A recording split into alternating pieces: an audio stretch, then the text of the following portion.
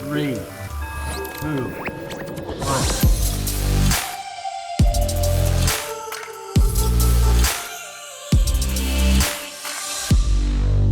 Hey everyone, welcome back to another episode of Crossing the Streams. I am your host, Nerd Chronic Eric Rodriguez. It's been a little while, a couple months since we had our last episode. We were supposed to come back last month with The Walking Dead. However, I got terribly sick. And now we're luckily back on my feet, back here. Excited to talk about today's topic, which is Star Wars. One of the topics that I've been excited to talk about for almost a whole year now, since I started looking for passion fruit, doing all this stuff. We have a fantastic round table of guests today from across the Star Wars universe online. And let's just jump into it. Let's get started with our first guest today. You know him from The Real Rejects. He is the CEO of Multihouse. It is Michael Tessler. Michael, thank you for being here. Wonderful to be here. Thank you so much for having me, Eric. And it's so nice to be joined by such an extraordinary this is like the actual Jedi High Council, but with like better decision makers, I hope. Yeah, man. Appreciate you being here. Next up, we have from the Resistance broadcast. It is Lacey Gilleran. Lacey, thank you for being here. Thank you so much. I'm so pumped to be here. This is a great group. Excited to talk about Star Wars. I'd wish there was a counter on the screen, though, that every time someone made like a corny reference, it like dinged. Because I know it's going to happen. I'm guilty of it. So, yeah. That's why I'm here. Yeah. Of course, next to her is our good friend Alden Diaz from ahch-to Radio. Alden, thank you for being here. This is where the fun begins. Corny reference. Corny reference number one. I almost did a hello there, but I feel like that's almost like right there at level one. Yeah, thank you so much for having me. I'm excited to be here. Some people here I've talked with before. Some people I've only tweeted with or cross paths with at a bar and celebration, and this kind of has that energy, except no alcohol that you know of. Exactly. Yeah. No, there it is. Well, there it is. Potentially with it, my good friend and returning participant Sonny Olsen from his channel Cat and Sonny. Thank you for being here, man. Well, thank you so much for inviting me. And if no one else is going to do it, or maybe it's coming, but I'll do it anyway. Hello there. And that might be a little bit weird when I'm wearing what I'm wearing right now, but I thought I would dress up for the occasion. Let's just say I'm undercover, because that happens a lot in Star Wars anyhow. Yeah. And it's just, so nice to be here and so nice to see so many familiar faces. And I've really been looking forward to this. So let's get this party started. Yeah, of course, man. And then from the reactor space as well, my good friend Kyle Katarn from his channel, Kyle Katarn. Thank you for being here. Yeah, absolutely. Thank you for having me back. A lot of fun last time I was here. I'm also host of the Dork Forces podcast. Yeah, really happy to talk Star Wars with so many fellow experts. This is going to be a lot of fun. Always. And him from the Radcast, also Rogue Leader Andrew, and his great TikToks you can find with all his really clever and really creative visual effects stuff. Andrew from the channel Andrew and Nikki. Thank you for being here. Yeah, thanks for having me. It's been a while since I've seen a bunch of these faces, and talking Star Wars is always a fun time. Yeah, I will say I also forgot to mention the final Star Wars Schmodown champion. Or I kind of forget with the Dalton background. That's the still thing. Yeah. You may also know our good friend from the Schmodown. It is formerly known as Frankie Numbers, Frank Janisch, now from Scoundrels Inc. Frank, thank you for being here. Now that's a name I haven't heard in a long time. It's great to be here. Great to be here. Great to see everyone here. Looking forward to the conversation. Absolutely, man. And in my opinion, again from the Schmodown, one of the most tenacious players I think we had in the Star Wars League. But you know her from her podcast, Force Toast Podcast, and The Jedi Way with John Roca and Kevin Smets. It is Laura Kelly. Laura, thank you for being here. Yeah, thank you for having me. I'm happy to make my Crossing the Streams debut, and I've crossed paths with most of the people in this room, so looking forward to catching up with you all today. Can I get a show of hands? Who's going to Celebration Japan? Who has a ticket? All right, a couple people. I'll see you all there, hopefully. Awesome. Yeah, good luck to everyone. I've never been on a plane, so I'm good. Really? Yes. But last but not least is my good co-host today, returning from our Doctor Who Crossing the Streams episode. It is also Star Wars expert PLD, Paul DiNuzzo. Thank you for being here, man. I got one word to say. Wizard. So, grab your bowl of Mantel mix and let's get this thing started. Hell yeah.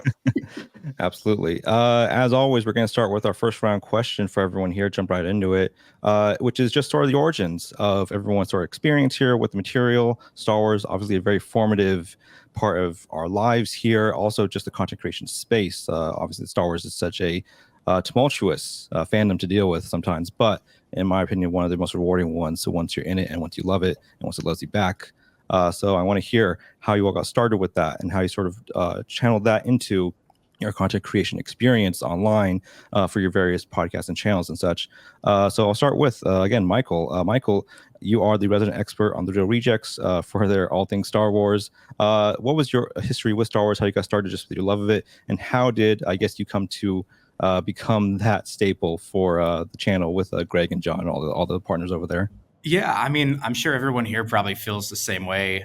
There's a certain moment that you get when that love of Star Wars as a kid pays off in some meaningful way as an adult. It's actually like one of the most gratifying things in the world.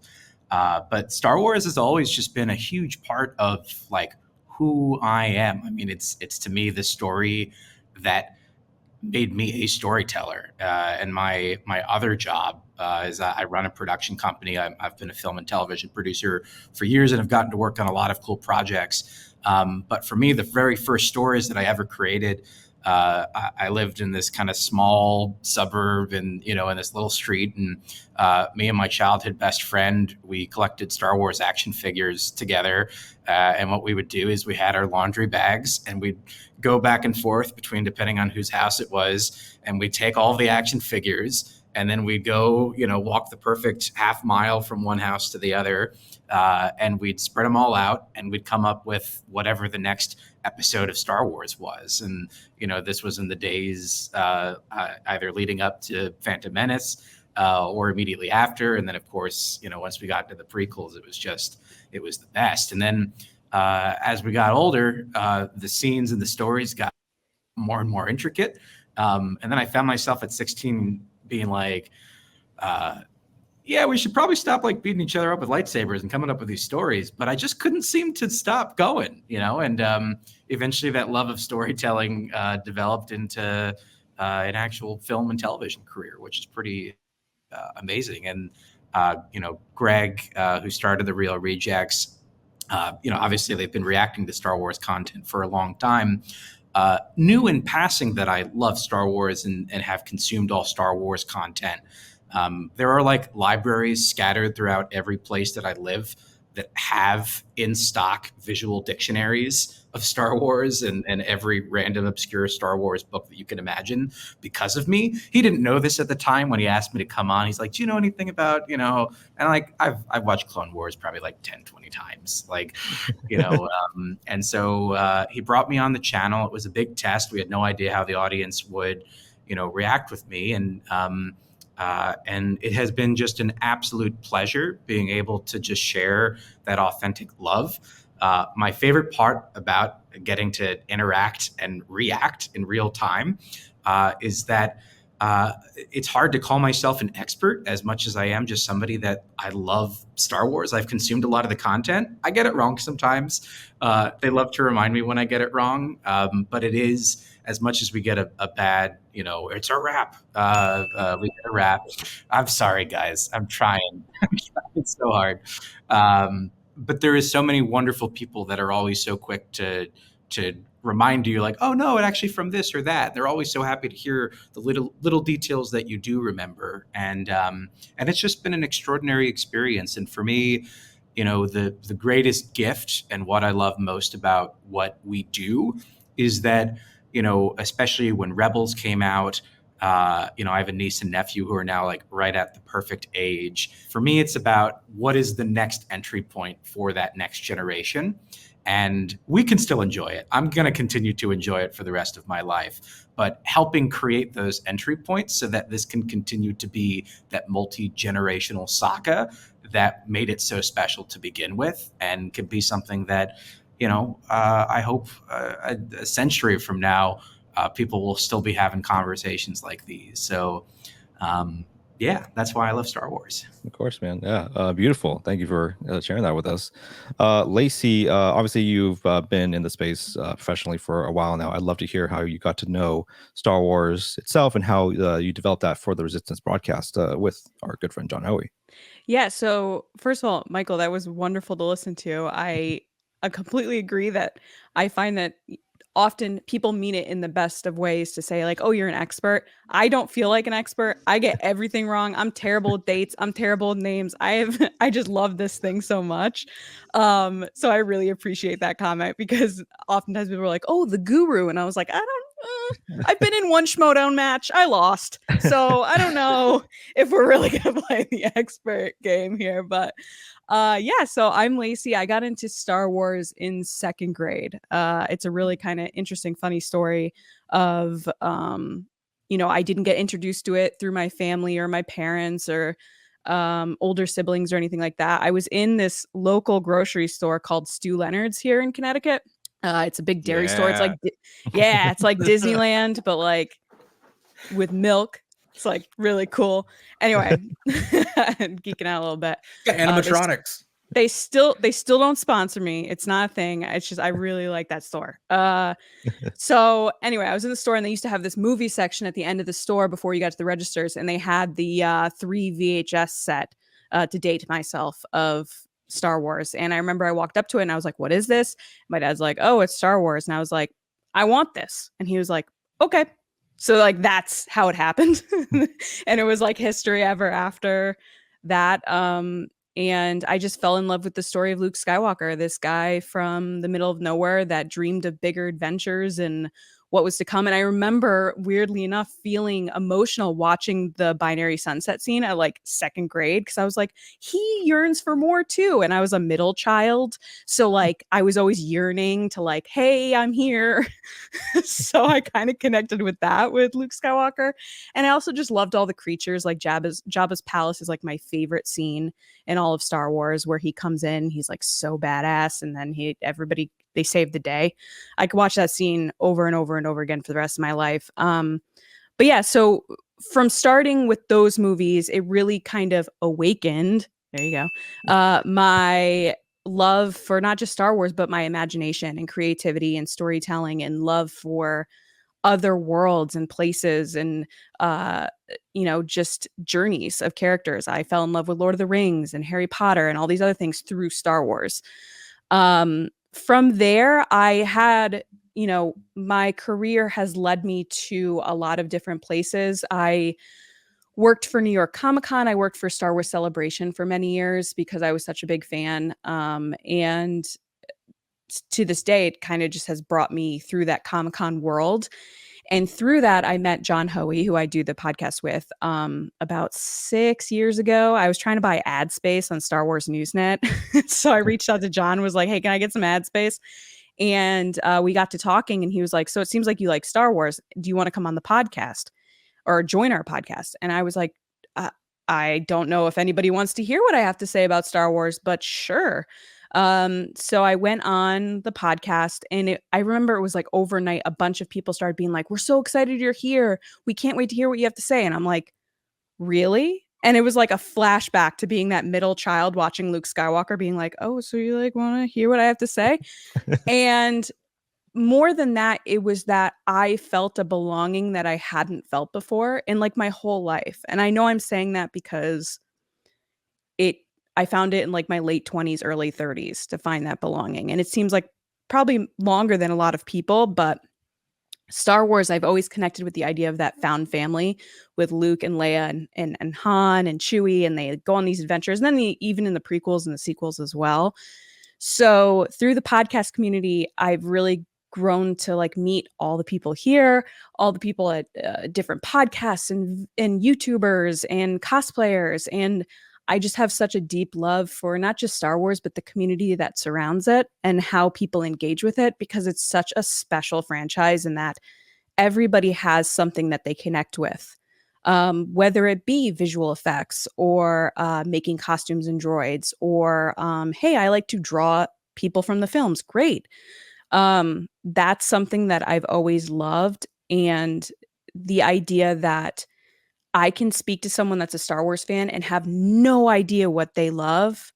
And they could then go on these deep dives of like these really intricate details and like, did you know this and did you know that? And it's just, you're constantly learning from this fandom about different aspects of these movies and books and comics and everything else that it's just really special for me. And I don't know who I would be without it.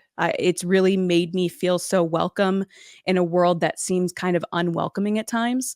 It's really let me find my place and kind of find my confidence in loving what I love. Because for a long time, it's a little unbelievable to think about it now, but it wasn't cool to like Star Wars for a long time. Like you weren't the cool person. So coming up later in life when you have money and you can actually do things and like now it's cool, you're like, oh, all right, I guess save the best for last, get into it later.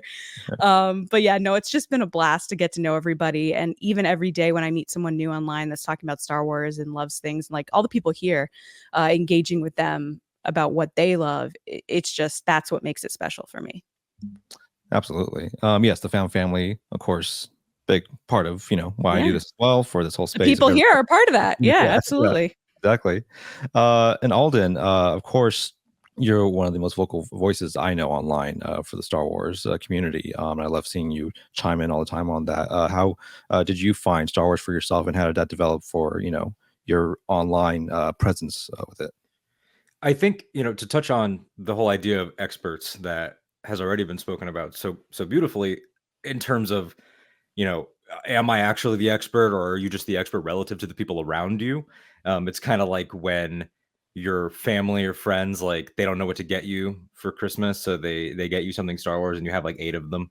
And then you have to pretend. Oh, look, it's another bowl. Yeah, oh my God, thank you. A mug, great. That's awesome. I'm so glad that you got me this DVD. I have 7 Star Wars toasters. Yeah, exactly. And so it's like you start to, I think, sometimes feel like the disconnect from them.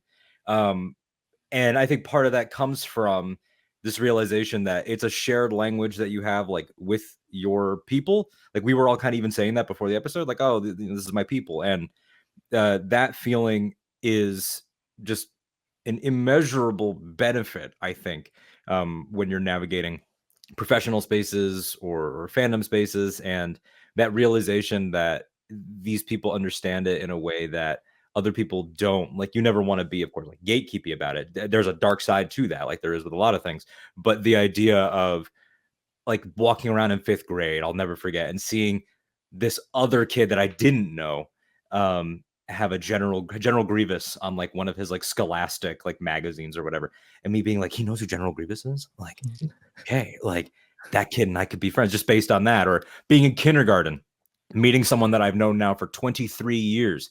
Her name's Fran. Shout out Fran. Just because of walking up to her on the playground and saying, we need a Leia for our group. And, like, because I obviously I have to play Luke, and he has to play Han because he's my best friend.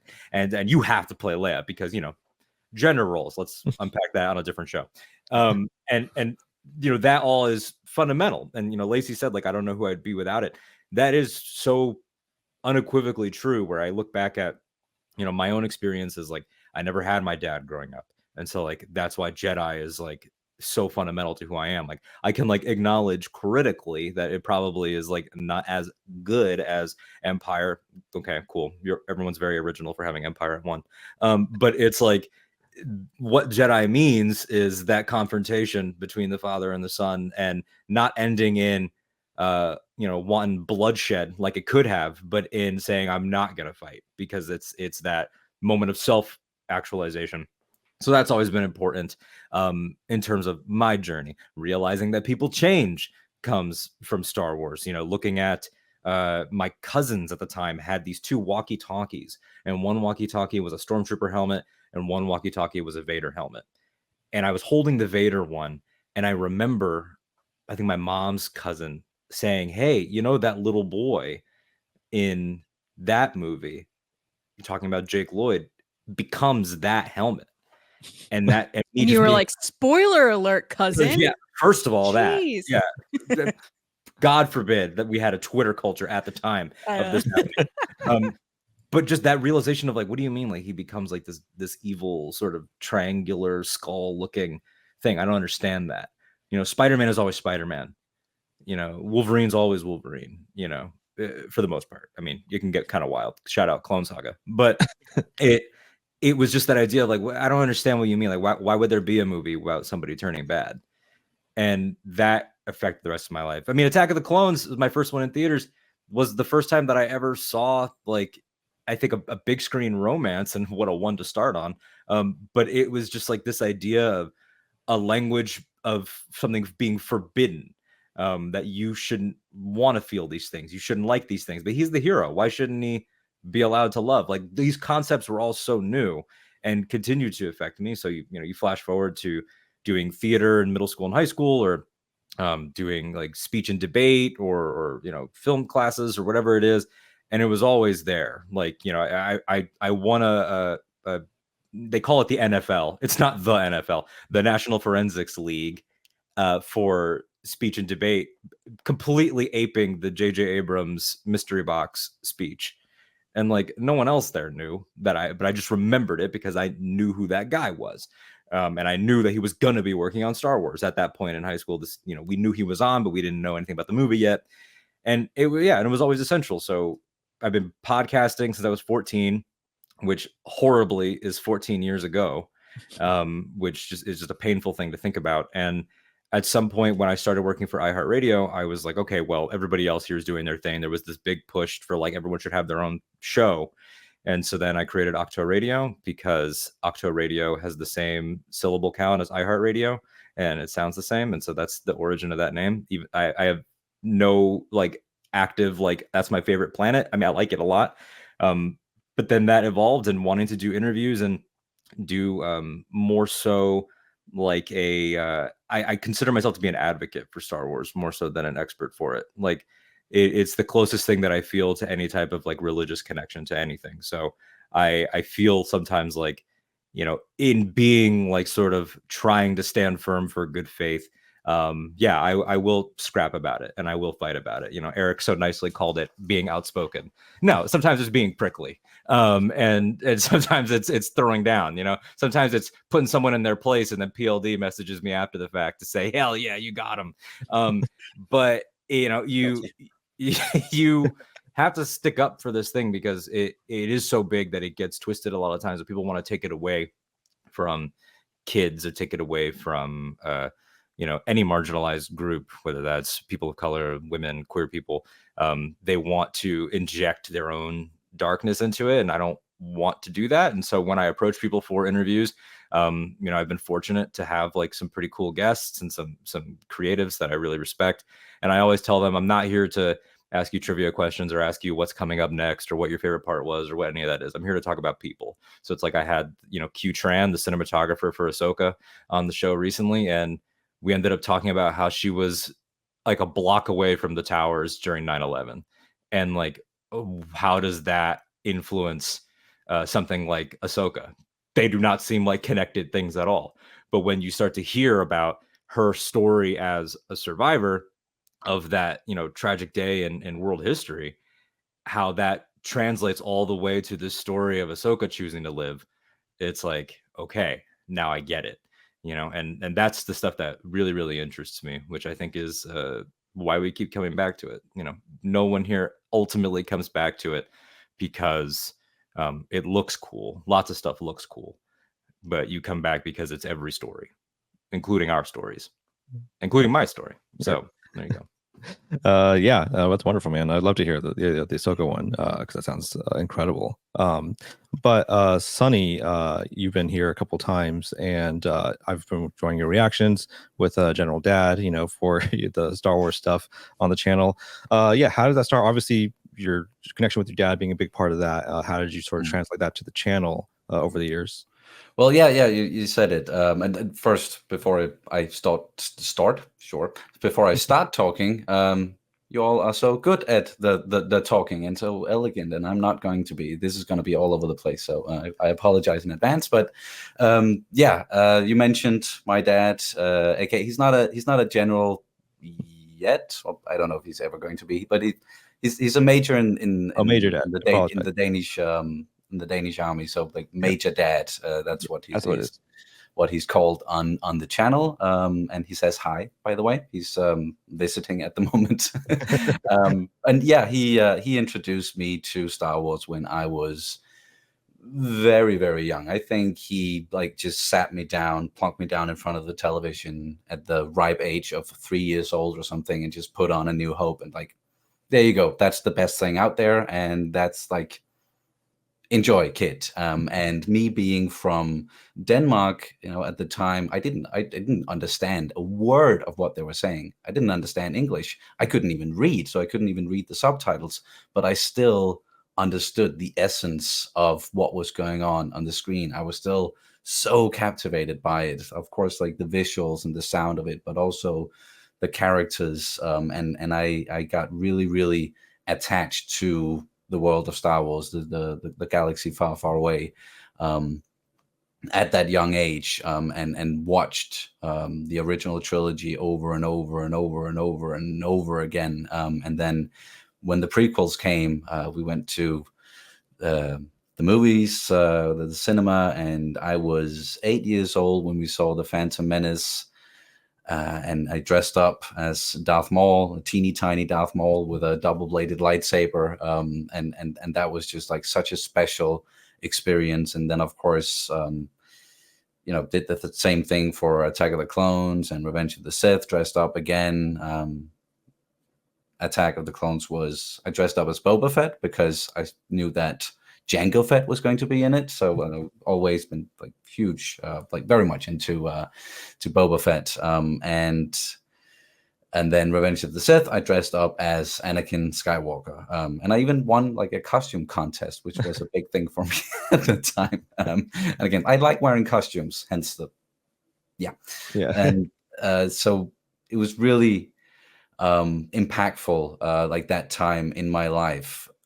And just growing up a kid, like when I was young, and I was known as that Star Wars guy in school and amongst my friends in my inner circle. Like if anyone had any questions or wanted to say anything about Star Wars, even if they had just seen one of the movies, they always came to me and talked about it and asked me questions.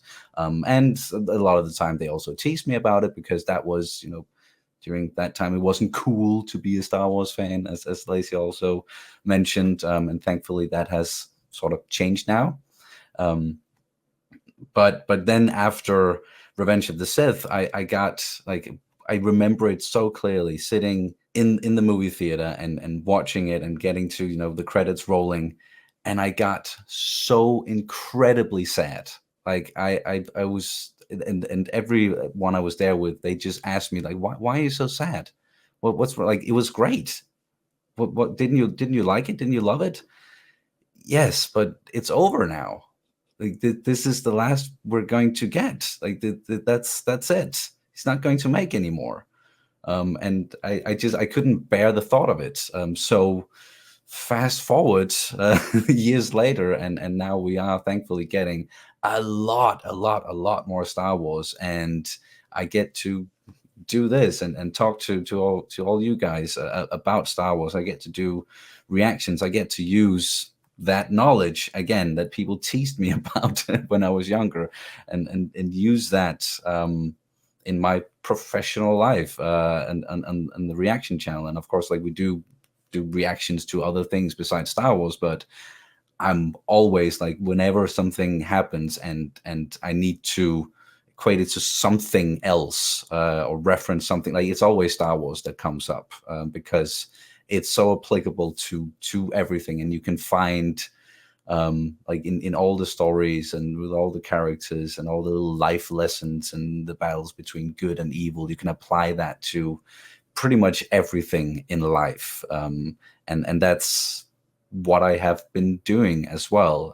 And then just as Michael mentioned, like with like the generational thing, that is something I can't wait to introduce my kid to Star Wars. Like he's still a little bit too young, he's barely 2 years old, but that is like the one thing that I'm looking forward to the most, almost, is just introducing him to Star Wars and introducing him to this thing that has meant so much to me throughout my entire life. And again, a lot of talk about are you an expert in everything Star Wars or not? I have a memory like a sieve, so there's a lot of things that I definitely don't remember, and I even tried my hand at some movie trivia in the first class league, and then I had one match in the Schmodown, and I did all right, but it's still just the love for it is what that's the big thing for me, at least, and having that passion and then interacting with other people who are also very passionate about Star Wars, be it all of it or just one of the trilogies or the Clone Wars or any of the other series, just Lego Star Wars, whatever it is, like, then you are a legitimate Star Wars fan. You have that passion, and I would love to hear about it, like from no matter what it is or no matter who it is. And yeah, sure, there can be a lot of what we want to call it, toxicity or negativity out there, but I definitely always try to steer clear of it and just focus on, okay, what do I love about this? Because, like, sure, there are aspects of Star Wars and there are certain properties or there are certain content that were like, okay, that didn't maybe hit the bullseye for me, like some of the other stuff. But I'm not gonna spend my time being negative about it.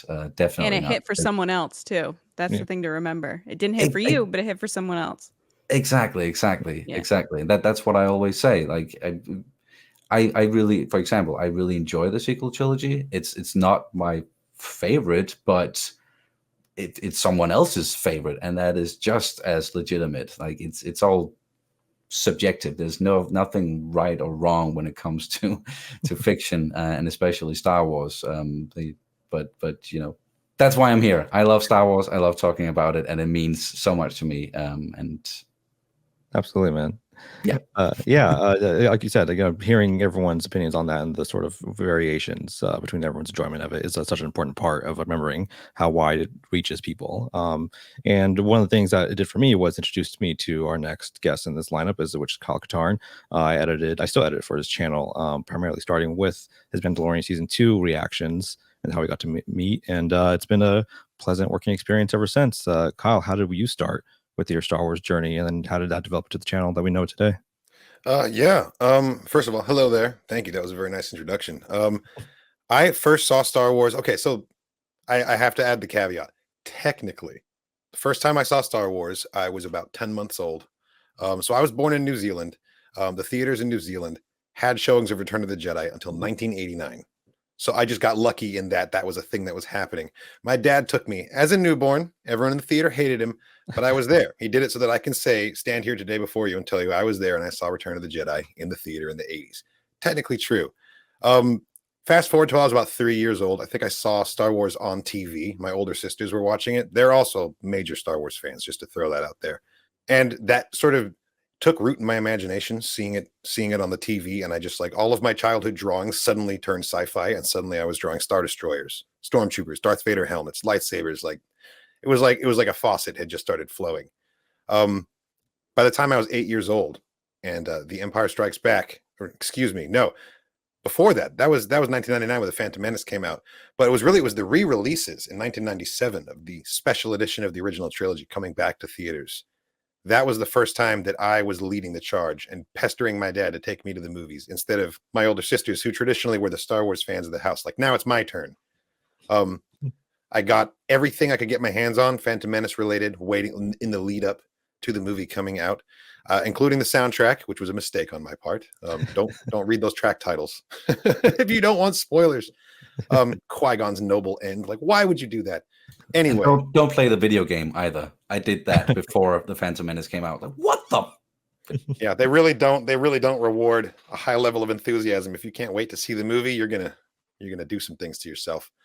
But after I saw the Phantom Menace in theaters, I felt like there was no going back, and it was all I would talk about it was all I could really express. I would express myself through the lens and the analogy of Star Wars pretty much all the time. And I became the token Star Wars fan of the family and the token Star Wars friend socially too. Like, it's like Alden was saying, I would receive nothing but Star Wars gifts and have to be like, oh, cool. Yeah, I don't already have 5 of these. Like, that's great.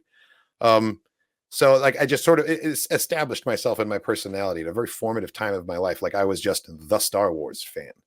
I remember in middle school when Attack of the Clones came out in 2002, in my 7th grade math class, there was this other kid, and we just, for whatever reason, didn't get along. We always bumped heads, kind of like didn't like each other. It had been that way since elementary school.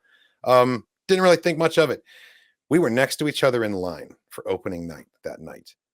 And we both were kind of awkward about it. Like, oh, it's that guy. I didn't expect to see, I have nothing in common with him. I didn't expect to see him there. We get into the theater. We see each other on our way out, and we just gave each other a high five. And we're like, that was awesome, dude. That was so cool. And suddenly we had common ground and we became like really close friends. And like, you can really attribute that entirety to Star Wars. If it wasn't for Star Wars, we never would have realized that we have such a common footing. And, it's almost like speaking another language that every other Star Wars fan speaks. And if you're in a place where like you can't really communicate with others and you see someone wearing a Star Wars t-shirt, okay, I can at least get somewhere in a conversation with this person. Like we have common ground somewhere in there. It really is like a great equalizer in that way. And I think that's why I always stayed with Star Wars. It led to so many other creative passions and like a real fascination with film and cinematography and production design, and also just genres of sci-fi and fantasy. Like I'm a Lord of the Rings fan now, and everything else kind of touching on what Lacey said, kind of through Star Wars. That was the gateway to all these other things that sort of, I don't know if they rounded me out as a person. They rounded me out as a nerd though, like for sure. I will say that. But it was all that I would talk about, Star Wars. My cousin Peter gets wind of this. Shout out to Peter. You're awesome. He came over to my house and he handed me a copy of Heir to the Empire by Timothy Zahn. And he said, that's not all of it, right? Like the story it keeps going. And that blew my mind. And then, there was no going back after that. You couldn't really get me out of my room or like to go hang out at a social event because I was too busy like reading my way through the New Jedi Order. Like that was all I was interested in doing for such a long time. And for whatever reason, I don't know, maybe I have a partially eidetic memory, but most of it stayed in here. Usually when you read a book or watch a show, it kind of like it passes through, and like the choice bits will stay in your mind, but the rest of it kind of leaves again. I don't know why, but it never happened. Like I have so much minutia from Star Wars and Star Wars Legends just like kicking around in my head. And when people meet me in person, a lot of times they compliment me on my Star Wars knowledge. And my response is always, well, you should see me try and balance a checkbook sometime, because there's definitely a give and take when it comes to having that level of like, there are other things that need to be in here that maybe there's no room for them anymore. So they do say that once you remember one thing, Star Wars I know, another thing goes out. So you can't help but wonder, what am I losing by what have I replaced with this? I know the standard Imperial Star Destroyer, but what don't I know anymore? Yeah. And that was pretty much me, just like lifelong Star Wars fan. And then when The Force Awakens teasers came out, I think that was the first time I became aware of like YouTube reactions as a thing that people would do. And that was such like a cultural, just a zeitgeist, like when that trailer came out, it really did change the landscape for everything. And at that time I decided, you know what, I'm going to create a YouTube channel and I'm going to start reacting to Star Wars, because a lot of other channels that I had started to watch that I became made aware of because of these trailer reactions, channels like Blind Wave, after a couple reactions, like, I could do what they do. Like, I know all the stuff that this guy's saying. I've got a Star Wars collection that I could show off behind me. And so as a hobby, I just sort of started making videos with absolutely no expectations of it leading anywhere. Definitely no thoughts of it becoming a career of any kind. I had a full-time job at the time. But then that disappeared when COVID happened, when the world shut down. I was running an Irish pub, and we made the decision never to reopen after that. So suddenly I had all this time on my hands. So I went full-time with YouTube. And I think it really was a perfect storm, because so many people were out of work and so many people were just sitting on their hands watching YouTube. I kind of had this captive audience. COVID kind of held my audience hostage for me, and they had nothing else to do. They couldn't go to work. They couldn't escape me. So my views just like exploded, and I never looked back. I took a risk on it. And just when the world reopened, I decided to just stay on YouTube, and it's really propelled itself into quite an awesome thing. And like Michael was saying, it's one of the most gratifying things you can feel. So like this lifelong love of Star Wars has finally paid off in like a very real, a way that a grown-up can appreciate, not just as that kid who loved Star Wars. Like it's actually doing things for me in a big way. Since everyone has added their own little caveat about what it means to be a Star Wars expert, I will offer this. I view Star Wars, I already used the language analogy, but I will say within that, I am somewhere between conversational and fluent. Like there's plenty of things that I don't know. There are a lot of Star Wars books out there that I have not read. I've got a life. I've got other things that I have to do. But the things that I do read and absorb, I remember them in a way that, God, I wish that worked for like my education, for schooling. I wish I could have just pulled that trick out for that. But for whatever reason, Star Wars is the thing that I can do that with. So I have a lot of retention as if I were a person who dwelled in that galaxy. Like I really feel like I've been to these planets, you know, because I've seen Hoth portrayed in so many various iterations in video games, in comics, in multiple movies. I feel like I know my way around that planet now. Like, oh yeah, you make a left over here, you go to Echo Base. Like it's a bizarre feeling because it doesn't exist corporeally, and yet I feel like I've been there, you know. It's a beautiful thing, and I've never really experienced that with other like well-established IPs that have fleshed out worlds, and that like it's just not quite as visceral as the way it feels for me anyway with the galaxy far, far away. The final thing that I'll touch on about me is that I'm also fairly outspoken on Twitter sometimes, although I will say that if Alden is the advocate for Star Wars, I'm the rodeo clown. I'm definitely also trying to safeguard this universe, but I come at it from a satirical, like a humorous kind of an angle. I try to get everyone in the room to crack a smile before we delve into what's happening here that's wrong. But I don't know that I'm necessarily proud of my conduct on Twitter sometimes. I definitely, like, there are some people out there that I don't know. I don't necessarily have the communication skills to be able to get through to. So instead I'll just crack a joke and be like, hey guys, we can all get along. We all like Star Wars, right? Yeah. I like to think there's a place for that too, you know?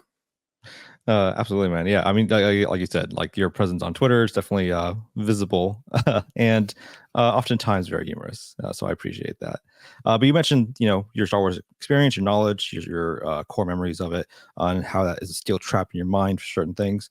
It's a great transition into our next guest, who was, as I mentioned, the final Schmodown champion, which was very taxing for anyone who was a part of that. I think we all know the efforts and work that goes into that. And Andrew, you being the final champion in that regard is always something you're going to have to be able to share with us behind you right there on the bell. And so where did that start, I guess, and how did that develop into where you're at now with the Ratcast, but also, again, the TikToks that you're making that are very creative and fun, and how you're sort of expressing yourself through that? Well, I've told the story many times before. Star Wars is my oldest memory, so it's like I think the very first memory I ever have is being sat in front of the TV. Like pretty much everybody here is like, my parents sat me in front of the TV on like a snow day. It's like, all right, watch this, get out of my hair. And it was just one of those where it's like, all right, what's the next one? Because they popped in, they had it on Betamax, kind of dating myself there. They popped it in, and my brothers would go off and play for the rest of the day, and like, all right, let me watch the next one. And I wore those tapes out so much that I remember in Return of the Jedi, there's a specific point at the very beginning of the movie when Darth Vader shows up on the Death Star where the music track kind of warps. And I can tell you, if we go on like Disney Plus or something, like, it goes there. That's where the warp is, because I kept rewinding the tapes over and over again and spent all day watching them. And for, you know, any other reason in my life, whether like on purpose or just by chance, like Star Wars has always kind of influenced things that I do.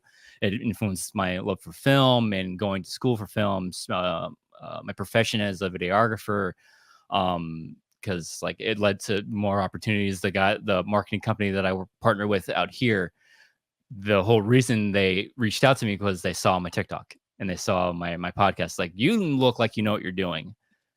Let's interview for this video position that we have open. And it's like that's wild that my love for Star Wars can lead to certain things like that. And like, obviously it led to the involvement in the Schmodown and my for long ridiculous obsession over that it paid off in the end. But for my fellow competitor to, what is that, my left, my right, can attest to how much stupid time that was, and another competitor above me can attest to how much that was just a taxing thing as well. But yeah, it's just from there leading to just buying stupid things, cosplay, toys. Like many other people here, it's like, oh, I don't know what to buy Andrew for his birthday or for Christmas. Here's his 5th or 10th mug that I got him for Christmas. Just things like that. So many mugs. I have so many mugs. I actually had shirts too. I actually have to go through a purge of like shirts. I can tell you how validating that is that you all have this problem. I thought I was the only one that actually did. Yeah, but like I said, it influences almost every decision that I've made in my life. Just from what we like and opening doors to, like Lacey said, to other fandoms, other geekdoms, because it's like it may not seem that like I watch any other things, but like just looking at my surroundings, it's like you're surrounded by Star Wars 24/7. You like to talk about Star Wars anytime we meet up, and like a lot of us here, you're the token Star Wars friend. They're always like, hey, what'd you think of this? It's like, oh, you should pay attention to this because this is coming out. I didn't know that was coming out. It's like, well, it comes out next week. You might want to brush up on that. But like, yeah, it's just this weird thing of looking back on how much my love for something influences your everyday and what opportunities it leads to, and who you meet through the fandom, and like lifelong friends you'll meet, and all that stuff. But yeah, everybody seems to be touching on like the whole like, oh, you're the Star Wars expert, and it's like I have something behind me that says I studied a lot for it, but it doesn't make me any more knowledgeable than the person next to me, or this doesn't mean that I love it more than somebody else does. It's just I spent a lot of time memorizing quotes, so you know what I mean. But it's just this thing that I always come back to, no matter like how dark it seems sometimes to be in this fandom. Sometimes like you'll go online, like I'm a huge TikTok guy. I'll spend a lot of time, and every 5 videos is somebody complaining about something, and it's like I don't want that in my life. And it's just like, do I really, like, why am I still in this fandom when all I hear is nonsense and all I hear is darkness and hate? And then you run to the people in this room, and it's like, oh yeah, that's exactly why I love it, and that's exactly why I like to interact with people and talk about it a lot. So absolutely, yeah. Absolutely, man. Of course, like, and I've been loving the TikToks that you've been putting out, and also the visual effects that you've been working on look astounding. Really, so everyone should check those out.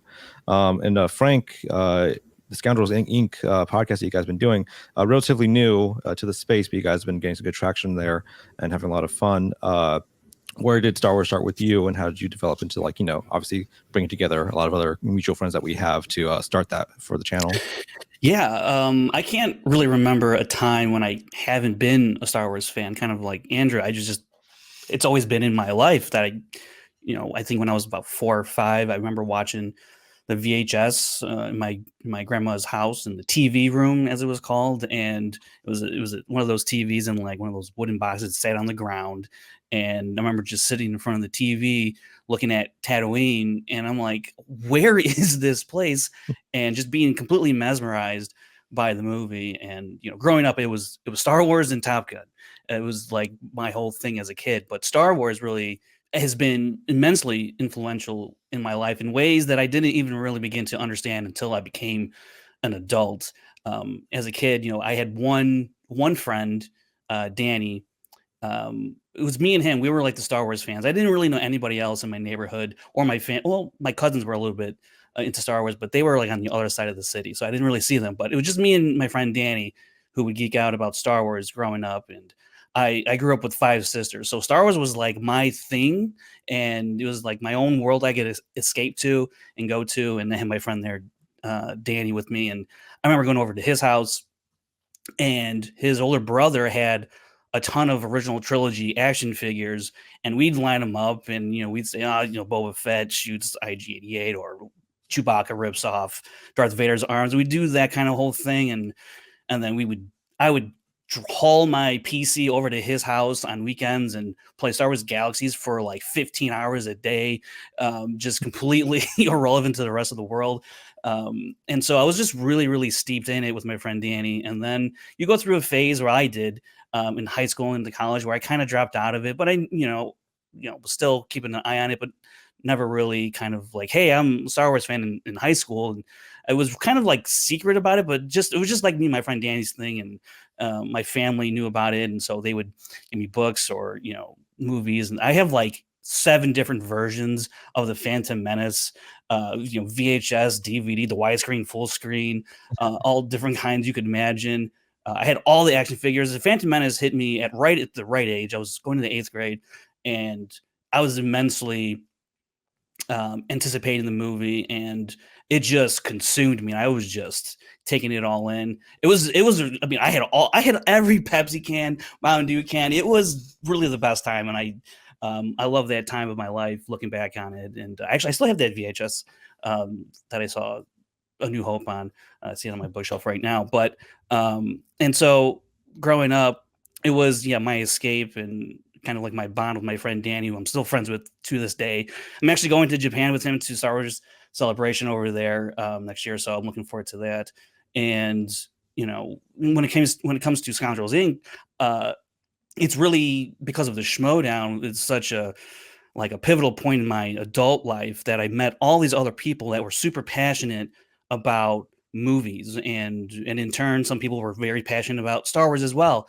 And that's how I got to meet Kevin Smets, Brandon Hanna, Sean Sullivan, who we started the podcast with, and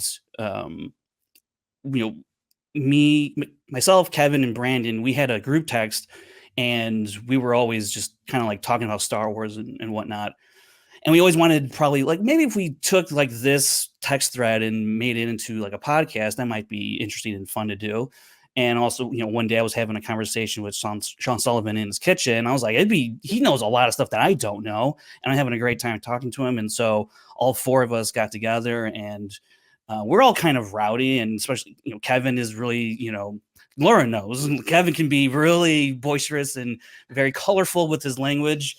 And Brandon's a little more on the timid side. I like to think I'm somewhere in between. And Sean can go one way or the other, so he's a little so I thought we had like a good mixture for a fun conversation. And so we decided to do a podcast, and it's been a ton of fun just being able to talk Star Wars with my friends. And whether I'm doing it on the podcast or I was going to be talking about it in a text thread, I'm going to be talking about Star Wars somewhere with someone.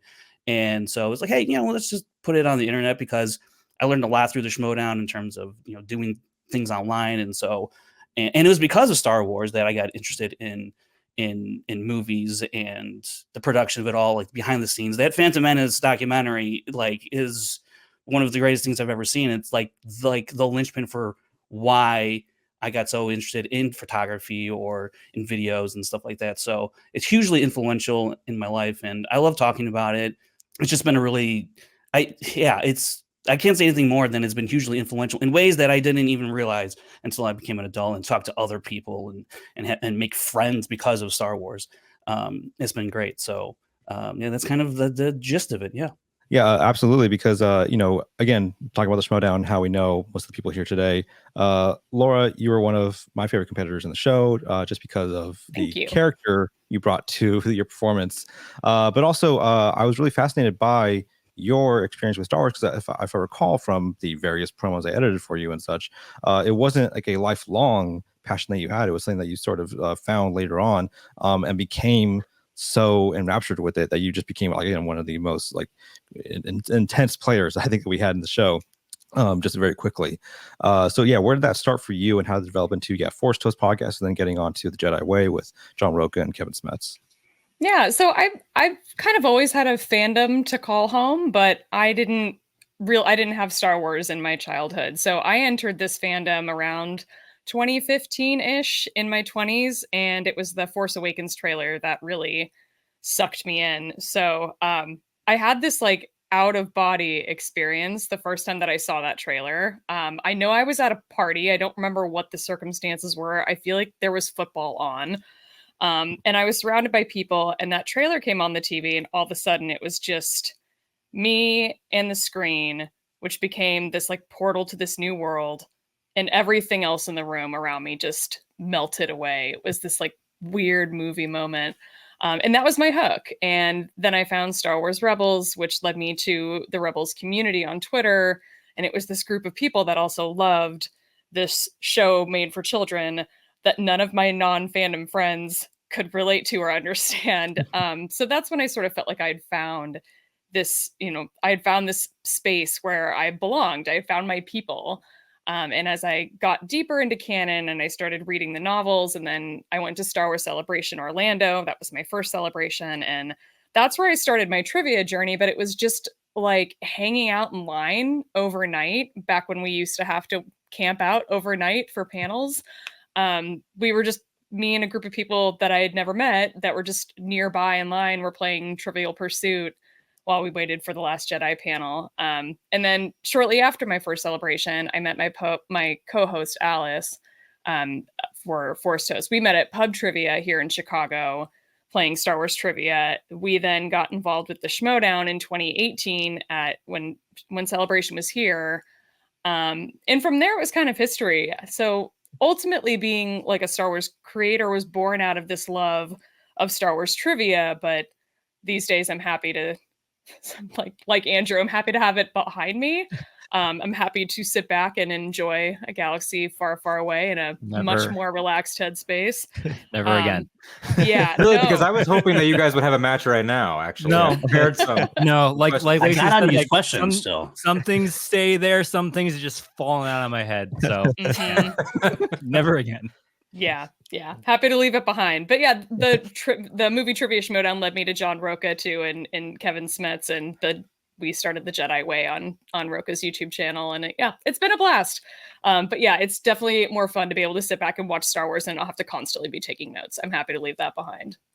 PLD, my great co-host, who again very knowledgeable on our Doctor Who episode. I'm so happy to have you here because one of my favorite things I've ever made on Twitter is the PLD reaction meme of you staring at the Millennium Falcon for the first time at Galaxy's Edge, and being able to put that to other people's reactions as well. What has your history been with the series, and how did that develop into your show, Holy Snokes, on your channel? God, I love that question. I love, yes, that is one of my favorite things you've ever done in all of your history of editing, by the way. Led to a great movement for me. I'm going to date myself here. I'm going to be probably the oldest of you, the wise. I'm the Yoda of you guys, I guess, not the wisest, though.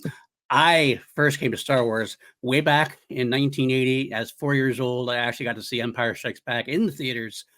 And I remember barely any of it. The only thing I really remember was being scared shitless of Yoda. Not Vader, not Sheev. It was when Yoda goes, Luke's like, I'm not afraid. And Yoda goes, oh, you will be. I was like, yeah, I'm done. I got scared. But with that, it also sparked something with me. I think that's why I like horror movies so much, because I had to get more. I went back and watched the original. I watched Return of the Jedi in the theaters. I got a Luke costume. Then we started going through, I could, like everyone else here, I feel like I can mark time with where we were in Star Wars. The next thing I remember watching those Ewok movies, and I'm like, why aren't these in the movie theaters? I don't get this. Why aren't they there? I know now, but at the time, no clue. I went to the books. I went to the role-playing game during the dark times with some friends in high school, where I was playing a smuggler named Sloan, staying one step ahead of the bounty hunter Bob the Feet, not Boba Fett. Don't call him Boba Fett. He gets really mad about that. I could track through college. I went to college. It was the first time I stepped into a larger world, so to speak. And all of a sudden I found that's how I kind of related with people. I was like, these people, I have no idea who any of these people are. Oh, you like Star Wars? I want to go talk to you. So re-releases came from there. And it always seemed to be something big, to the point where I got to go with friends. We slept over in the mall to get Phantom Menace tickets. And that was a long, cold, hard floored night. Maybe had some substances we sneaked in to make the long night a little shorter or more fun. But we got there, and I found we found like lifelong friends that way. Some more than others, and that's how things go. I went to the annals of the internet. We always talk about how bad the internet is. We had good internet too. I used to run or co-run Fatsuine, which was kind of an offshoot of the Force.net. We were a slightly irreverent, and I want to say we were trolls, but we were silly trolls, not evil trolls. Like, we would get to the point where we saw a trailer and you see Yoda blocking Palpatine's lightning in there, and the reflection of the blue light in his face. And so we made this like thread about how, oh my God, Yoda's turning blue, and we were really serious about it, and people got so upset about it. This is one of those kind of silly things you do with your Star Wars friends. But then when Disney came along and bought Lucasfilm, that's when I actually first went to YouTube as a whole. So actually it's responsible for me for going into YouTube on a whole, whether either watching or as I get into making my own content. And I slowly made my own content. I started a channel way back when, but I did like nothing with it for a long time. Finally, I started. Star Wars was one of my first shows I tried to do. I'm actually one of the original Scoundrels. I had a show called Scoundrels of the Force, and then I eventually sold the rights to Frankie. I didn't know. And I saw Sean Sullivan comes to be a bar being spectacular, and I was drunk as hell. He was, "Can you use the name?" Sure, why not? I didn't care. Then I have my own. I stopped the show for a bit. But then I found I couldn't stop my love for Star Wars. So I came back and started a new one. That's when we came up with Holy Snokes. And of course, I was doing the Showdown as well. And that was some of the joy of my life, getting to use all the Star Wars knowledge I had learned over the course of many, many years and get to torture other people with it, I guess. Thank you for that. Yeah. You got it anytime for you. So, what we're gathering here is that the most difficult thing any of us do is naming the show. Yeah. The more shows exist, the harder it is. All the words are taken. Absolutely. Somebody said "Holy smokes" to me, and I just thought of Snoke, and that's just where it came up. So it's just That's good. And there you go. Right. Yeah, of course, man. Like, and I appreciate to have you here. Obviously, with your Star Wars knowledge from those years of writing the questions as well. All right. Well, this is definitely not a showdown question. I'm not trying to stump any of you with this, although I will go a little bit off the Bad Batch animation trail, though. Michael, I'll start with you. Having just met you recently and watching your reactions and having a great time with that. This has been a long journey of animation from Bad Batch and Tales through Clone Wars, Rebels, Tales of the Jedi. How have these two this year stacked up to your previous enjoyment of Clone Wars and Rebels, for example? Are we going in the right direction, you think? Or how's it going for you?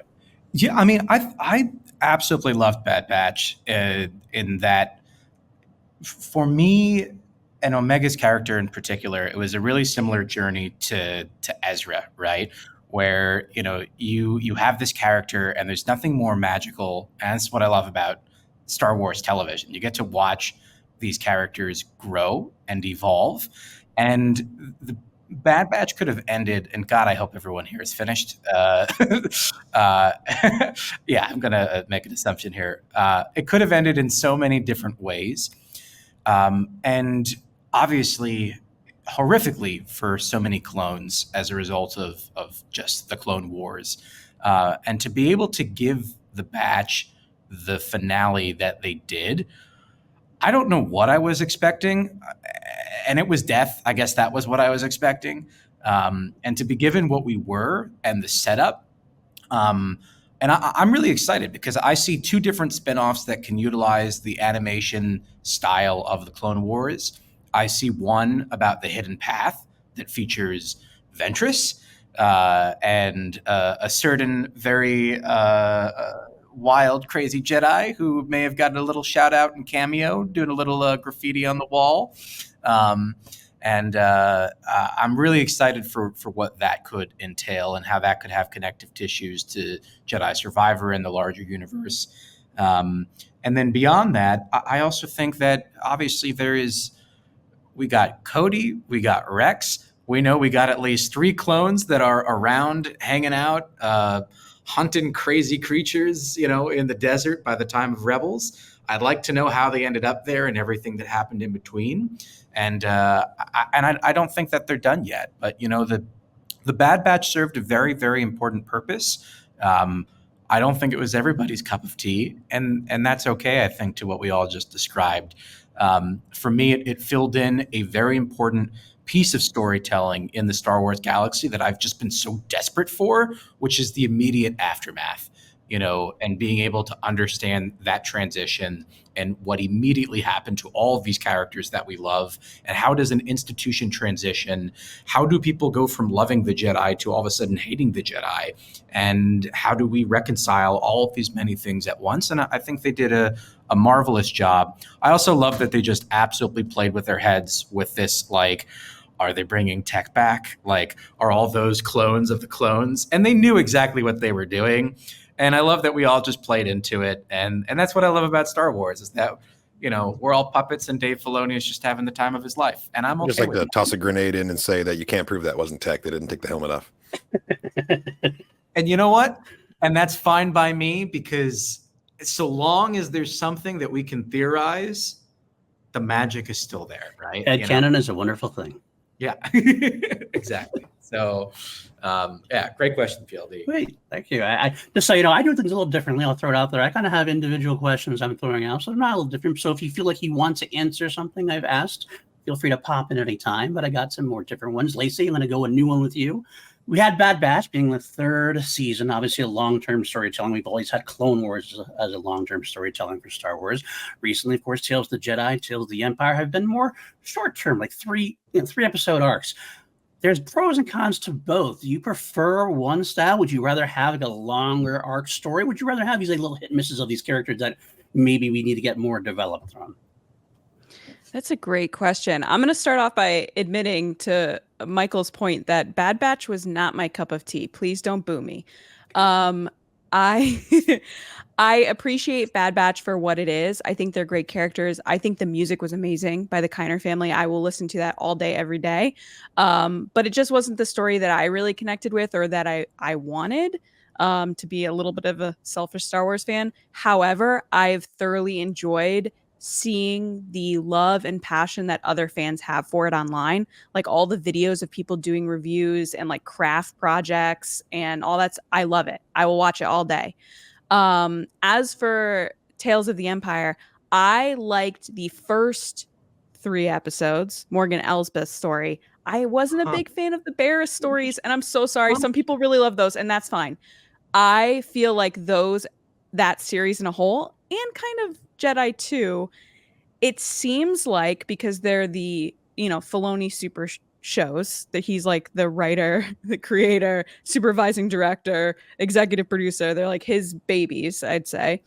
To me, they seemed like it was a writing room conversation where someone goes, so what happened to this character? And Dave's like, well, let me tell you. And he told them what happened to this character. And they were like, you know what? That would make a great show. And that's where I'm kind of gauging those stories from, is like Dave's head of like, this is my head canon and what's happened. Let's make it actual canon. I love the animation style. Again, the music is beautiful. I loved the background of Morgan Elsbeth and seeing her journey. I'm going to be a little probably lame to some people, but my favorite part was at the end where she breaks the communicator and says that no one's coming. And you're like, but Mando's coming. Ahsoka's coming. And I got like so excited about it because it leads so beautifully into the next thing. And I love that connectivity between all the stories. But it's a prime example of like, I'm not the biggest Morgan Elsbeth fan, but I appreciate her story in the bigger scheme of things. I kind of prefer the shorter stories because they're fun to watch. You could take them in. But at the same time, it depends on who the character is. If it's a character I care for, I'm going to be like, give me hours and hours and hours. But if it's someone that I'm like, that's fine. I probably don't want to watch, 8 episodes about it. But that's the realest thing that has been said so far. If they were like, Alden, here's Tales of Grievous, I'd be like, all right. But then if they were like, here's Tales of, I don't know, the Ewoks, I'd be like, 8 seasons. Yeah, just hour-long episodes. Movie, live action, animated, everything. Yeah. We all have a pet topic. We pretend we're open to all of it. Well, there's one thing we'll all favor. I mean, Tales of Hondo Ohnaka anytime. There's just so where many. the heck is Hondo? That's my question. Tales of the Gonk Droids. Where is it? There's so many things, that you could love in Star Wars that I can't be everywhere at once, just like Star Wars characters can't be everywhere at once. But I think the shorter stories are great too, because going back to, a bunch of people have said it here, introducing that next generation into Star Wars and getting people that aren't the diehard fan yet, keyword yet, you can get them in with these little short stories that might intrigue them to watch something else. Like I just said with the communicator, they're immediately like, well, who's coming? And you're like, well, buckle up. I have something for you. So I'm going to say short. I don't want to be lame, but if it was someone I cared about, maybe I would want longer. It's a great, fair answer. Can anybody else want to pop in on that real quick before you say goodbye? I do have to hop out, everyone. But I just want to say the force is very strong with all of you, and I'm so grateful that I got to be. Damn it, I was so close. No, seriously, this is such an extraordinary group of humans, and I just feel so blessed to be in all of your respective companies. So thank you so much for joining us today, Michael. Lacey, would you be able to tell us then, what are your expectations or your hopes for the Acolyte coming out in just a few short weeks here?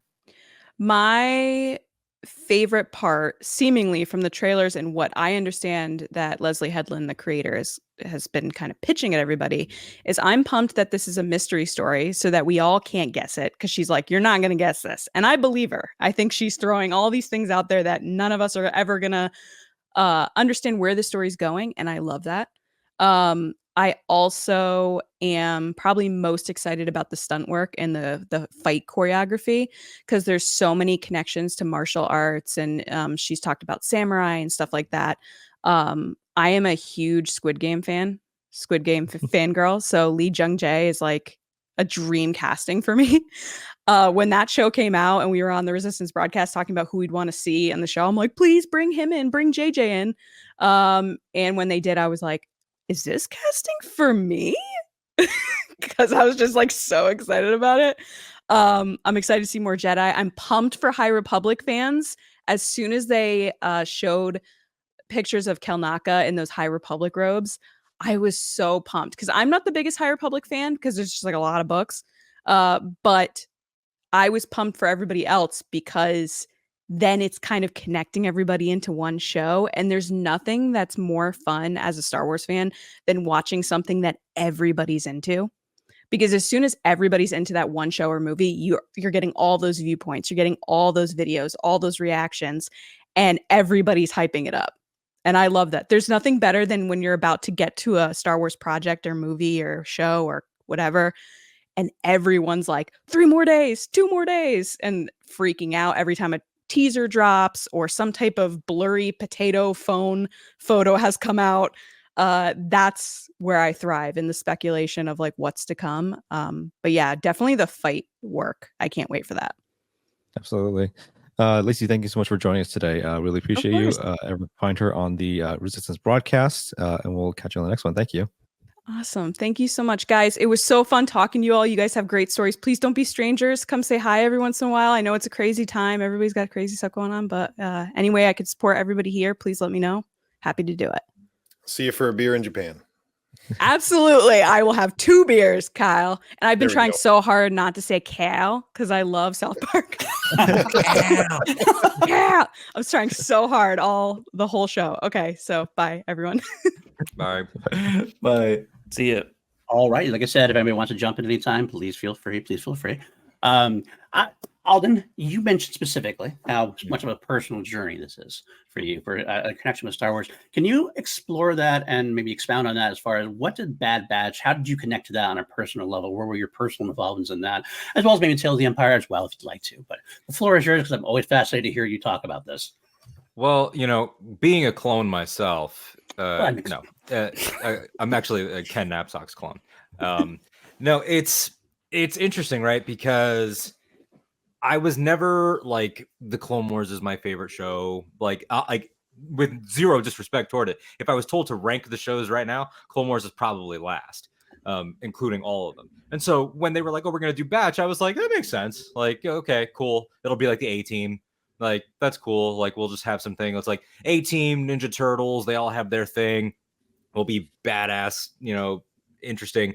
Maybe missions you didn't see." And then very quickly they were like, no, this is post the fall going forward. And I'm like, that's interesting. Okay. I started to think about it a little bit, and how Star Wars titles are never straight up. Like, Rebels was not just a show about the Rebel Alliance. It was also this very key Jedi and Force lore show. It was this found family show. It was all of these things. Resistance has, in totality, very little to do with the actual military arm, the Resistance.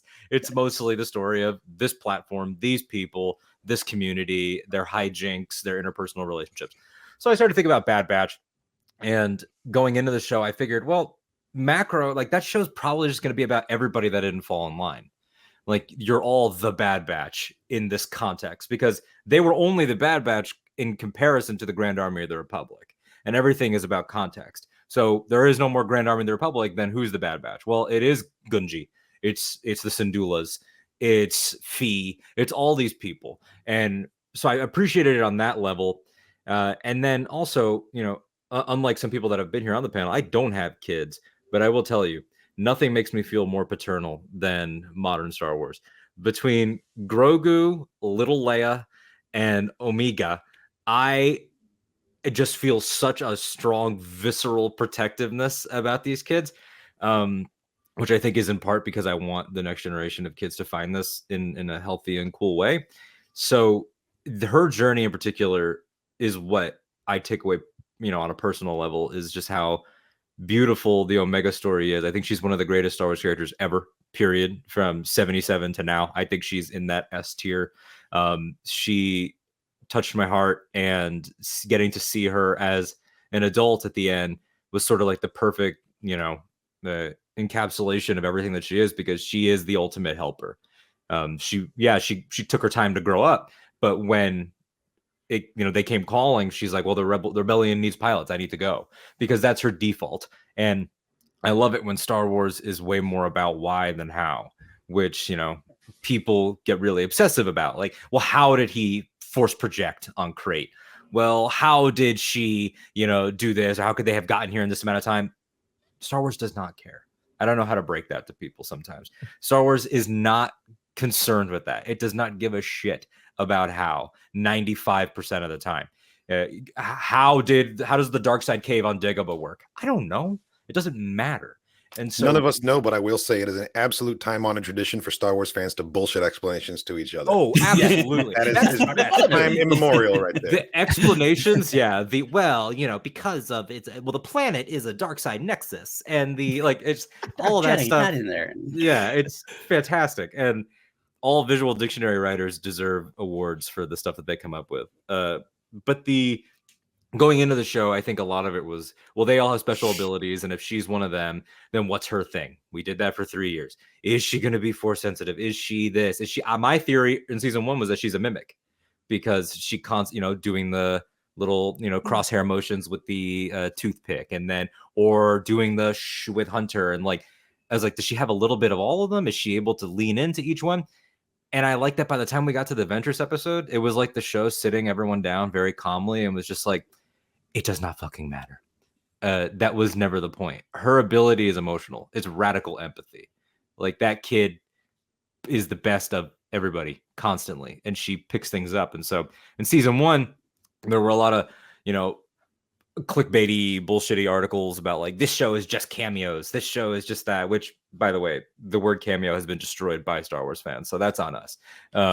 Because I don't know how to tell people what a guest star is and what a recurring character is versus a cameo. That's just a literacy issue. But the point in once you see the whole thing is that she met all these people and learned from them and was always applying the lessons forward. She, Crosshair can't make that final shot if Omega doesn't meet and learn from Gungi. And that paying it forward of, more ethereal, sort of more emotional, non-tangible things is why I appreciated that show more so than anything else. It was not an answers show. It's set up constantly, maybe that'll be tech. Maybe we'll see how Rex, Wolf, and Gregor got here. Maybe we'll see, maybe Hemlock will open up a thing and it'll be an early Snoke, or and yeah, that could all be off screen. Like Kyle said, maybe this is that could be tech and it's in your mind, or that could be Snoke and it's in your mind. But the show was constantly telling you, hey, see this thing over here? Doesn't matter. We're talking about ideas. And that's why I'll always appreciate it. Jennifer Corbett, one of the best Star Wars writers.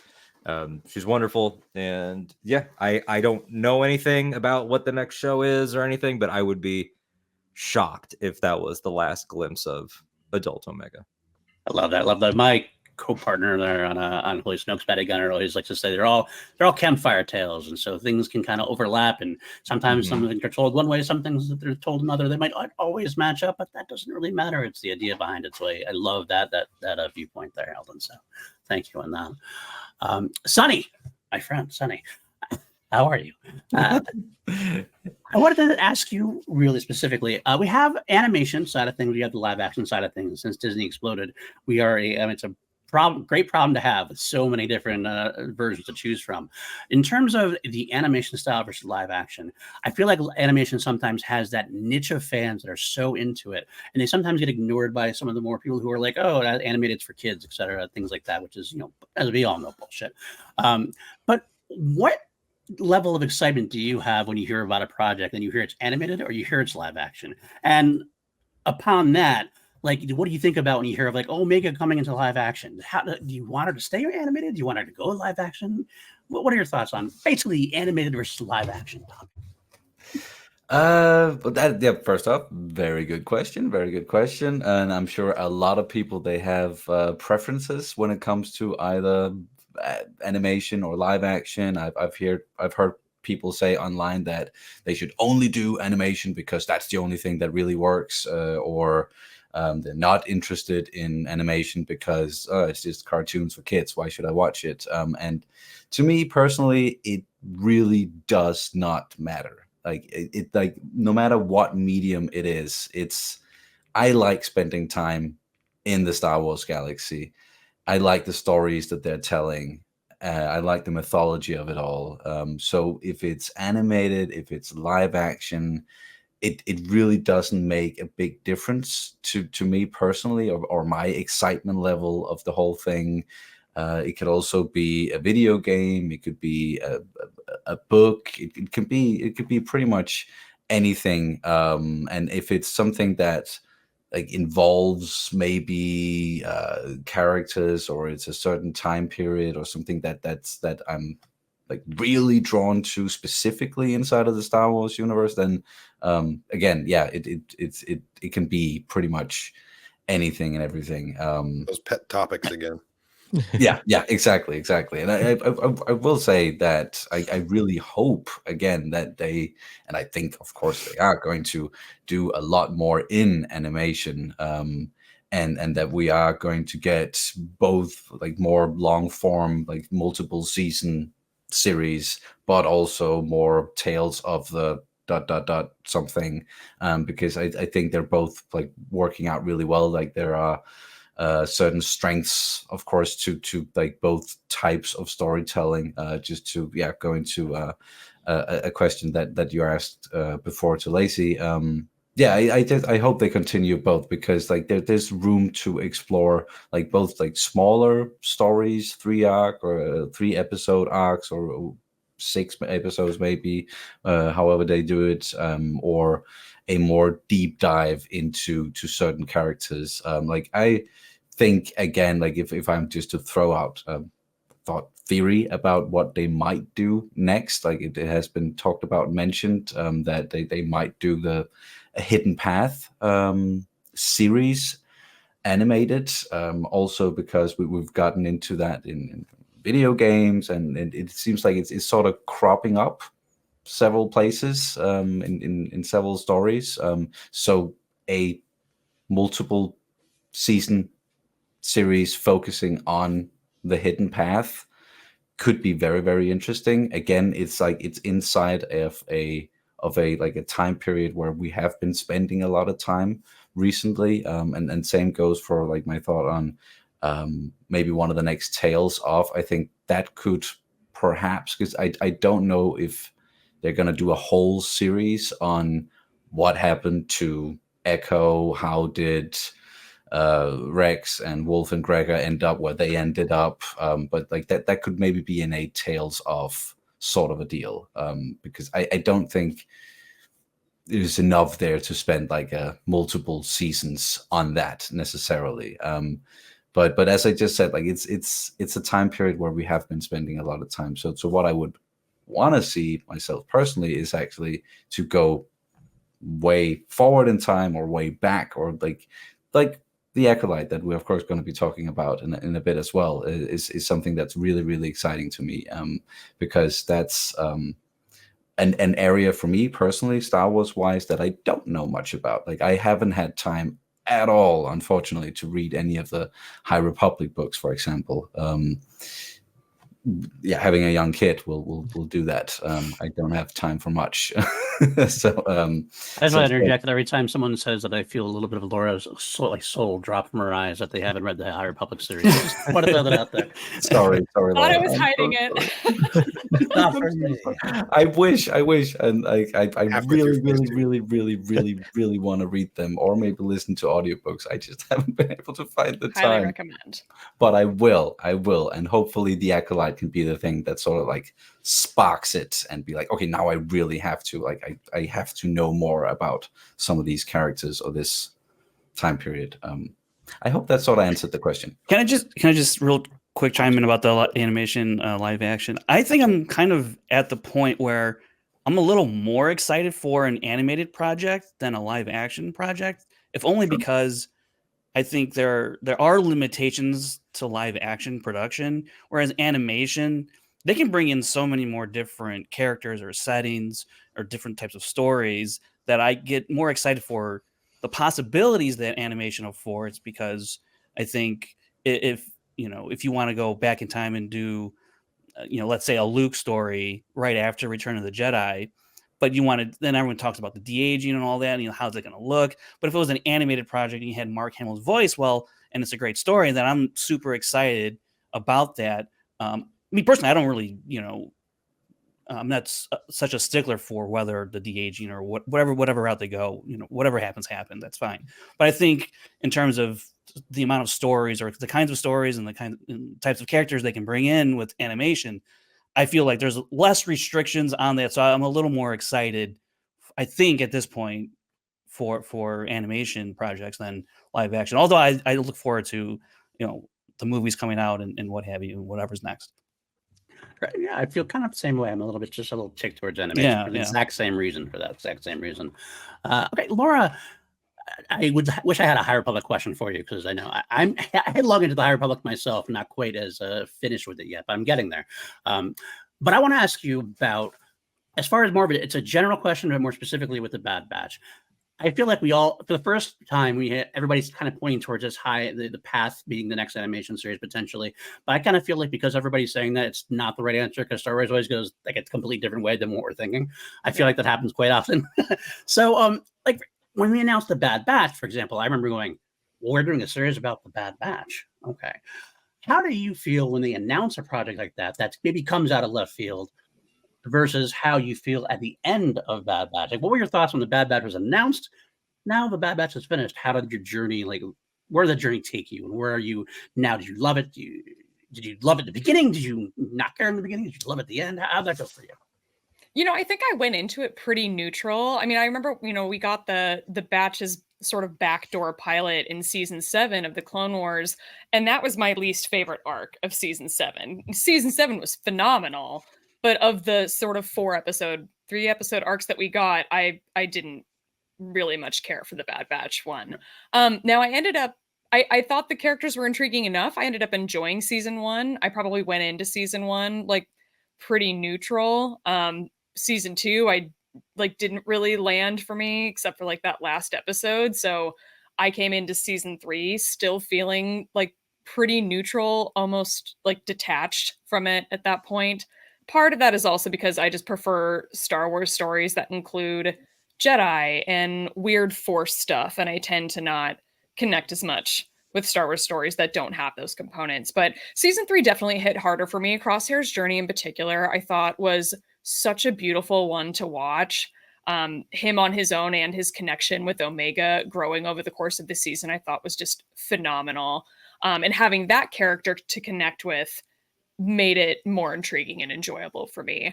By the end of it, I did not expect the happy ending that we got in the Bad Batch. I think a lot of people didn't. I think most of the theories flying around Twitter were who's going to live and who's not. And most of us were like, there's going to be a lot of death. But maybe I shouldn't have thought that way. Maybe I should have expected a happy ending, because I think part of it is just that cynic in me, and part of it is the nature of Star Wars being a story about a galaxy of war. I just didn't expect a happy ending. But I always have to kind of remind myself that George Lucas told Dave Filoni once that Star Wars is about hope, and you have to give that to kids. That's one of the things that he told him about, I think, the Clone Wars. That was a while ago, but the cynic in me needs to be reminded about that sometimes too. And I'm really glad that we got that happily ever after in the Bad Batch. And I love that we got an epilogue. I went into the finale being like, I need an epilogue. I'm just conditioned at this point to get one. So I'm very happy that we got that little bit at the end and the sort of hint of more to come with Omega. I sincerely hope we see her again. And I can't think of any reason why we wouldn't. You've got, Michelle Ang, who could definitely voice the adult character in animation, and you've got Keisha Castle-Hughes that could play her in live action. So I think that she's set up for a return at some point. At least that's my hope. That would make Keisha Castle-Hughes' second Star Wars role in live action, because she was also the Queen of Naboo in Revenge of the Sith. She was, yeah. A lot of makeup on. You won't be able to tell the difference, really. Exactly. Fair enough. That's a great answer. I'm actually happy to say that. Well, just one more follow-up on that anyway, because you said you're a Force-specific person. I know a lot of people thought that Tales of the Empire was going to have Asajj Ventress on it, but didn't. And then did that affect you in any way? Were you looking for? Did you want the Asajj Ventress story told there? Did you want that some place in the future potentially? I don't know if I necessarily want it in Tales of the blank sort of storytelling. I feel like that needs to be a more in-depth, longer form series or a book. I also am still kind of, this isn't going to sound great, but I left the Bad Batch sort of not happy with the Asajj story. I think that episode was very cool. It was this great contained thing, but in the grand scheme of things, in the grand scheme of canon, that episode was not a good enough reason to bring Asajj Ventress back into the story. That character, that point of view, that story could have been told with pretty much any other Force user that was alive during this time, and there were quite a few to choose from. So I really am biased towards Dark Disciple. I love that book. It's one of my favorites. And this practice of constantly bringing back characters back from the dead, especially when they made such an important noble sacrifice, continues to leave a little bit of a bad taste in my mouth. I have full faith that we will get that story and it will be really good and really satisfying, and I will be eating my words at some point. But for now, because it didn't play out in the Bad Batch and I'm kind of still left wanting, I'm still just a little bit like, did you need to do that? Like, really? I don't know. Absolutely fair. I mean, Star Wars does have a history, though, of definitely retroactively making things better when they further storytell. So hopefully they do. The case in this way. Move on. Kyle, you're actually the only person I've never actually interacted with on this panel. So yeah, it's a pleasure to meet you, by the way. Yeah, it's a pleasure to meet you as well. And I love the handle being an old school EU guy as well. So that aside from your titular self, I should say, your resonance with the expanded universe, the old expanded universe, with the controversy, I should say controversy in quotes, of how we got rid of the old EU and have the canon now. I mean, I think it's bullshit. I think we can have both and be happy with both. Sure, absolutely. We do see how they have kind of cherry picked. They brought in they obviously brought in Thrawn, Pelagon, Rook, and the Night Sisters and that. How do you feel about how they've gone about is kind of taking those things from the EU and bringing them into canon? Do you like how they've done that? Do you want to see more, less? Is there anything specific you'd want to see brought into further future canon in animation? Myself, I'm holding out for Talon Card. Go ahead. Nice. Yes. The wild card will be so good. That's a great question. First of all, I think I'm not someone that has any sort of a chip on my shoulder about the way that Legends has been, reorganized, and now we have canon and Legends separately. Someone made the analogy of campfire tales earlier, and my personal headcanon is that the Legend stories are campfire tales told by canon characters to each other. Love that. Like there's some New Republic officer stationed on some backwater world during that time period talking about the glove of Darth Vader. I heard he had some powerful glove and he left it over. Like that's, and whether or not those stories are true or accurate, like that's for us to decide. But I do believe they exist in the universe, just maybe they didn't take place in the universe necessarily. Right. I do feel like new canon is making an effort to be respectful in a lot of ways when they do transpose something like Thrawn, for example. You can tell that Thrawn was nowhere near an afterthought. So much effort went into making him have a proper characterization. Like they actually brought Timothy Zahn back in for the new canon Thrawn novels. I think they are putting an effort where it counts. And for example, the Tales anthology, I am just tickled that they're using the Tales moniker because it comes from the Legends books. I've got here Tales from Jabba's Palace and Tales of the Empire. These are some of my favorite Legends anthologies, and I really hope that they follow suit with that and give us more, because that's just another way to do a connection. That's a perfect avenue to bring in more things from Legends. Talon Card, I always see, that's the thing about the books. Carde, pronunciation, it's all on the page. You never get to hear these things spoken out. I guess nowadays we've got these fancy audiobooks and it's like listening to a movie. It's great, but when I was coming up on the books, no, it's just words on a page, man. You got to come up with that stuff yourself. But I think there's a pretty good avenue for him to arrive in the new Star Wars Outlaws video game taking place in the underworld, mapping out all of these, nefarious, shady organizations. Why not? And in terms of, is there anything that I would like to see adapted from Legends? This is going to ruffle some feathers, and I'm sorry, but I'm not sorry. I love the new Jedi Order, and I want to see Rey's new Jedi Praxium fight against the Yuuzhan Vong as they invade the galaxy in another series of movies. It's probably not going to happen, but if I was in charge, that's what I would write a check. I'd commission that one right there. Yuuzhan Vong invasion. Turns out Naaman Noor's been hiding in the Senate. One of our New Republic senators is secretly, he pulls his face off in front of everybody. It's a moment, right? Love it. Great. I'm all there with you, absolutely. And Kazuda's dad has already been sort of positioned as the new Borsk Felaya. We could take him and give him that trajectory in a new series of movies about a Vong invasion, Have Rey take Luke's place in the Praxium. They were my favorite of the books. I really, really liked them. I read them at such a formative time in my life that they really took hold in my imagination. And I would just find it gratifying to see them on screen. And they'd be freaking scary, right? Like, those are some gnarly, grisly, just visually, the bad guys were so off the wall and intense. I think that would make for some cool stories. But I also understand why that would be an unpopular choice. That story is very much mapped out. There wouldn't be really anything left to the imagination. We know how it's going to go. And it's a great opportunity to create something completely fresh. I think that when you are adapting a well-known franchise, it's very important to pay tribute to those fans, but also cater to the casuals who don't know how it's going to go. You want everyone to feel the same modicum of surprise when a twist comes. Absolutely. And so I wouldn't want them to do like a one-for-one recreation of the new Jedi Order. Change it up a little bit, but yeah. The Yuuzhan Vong, I would say, just as a species, the culture, all of it. I would want to see that portrayed in live action, especially with the Disney budget they got these days. It'd be crazy. That would look awesome. I love that answer. I'm definitely a big fan of the New Jedi Order as well. But only a few of us out there. There are dozens. Some dozens. That's right. Traitor being one of my favorite books of all time in the EU. So, but okay, Andrew, good to see you. Fantastic. Absolutely.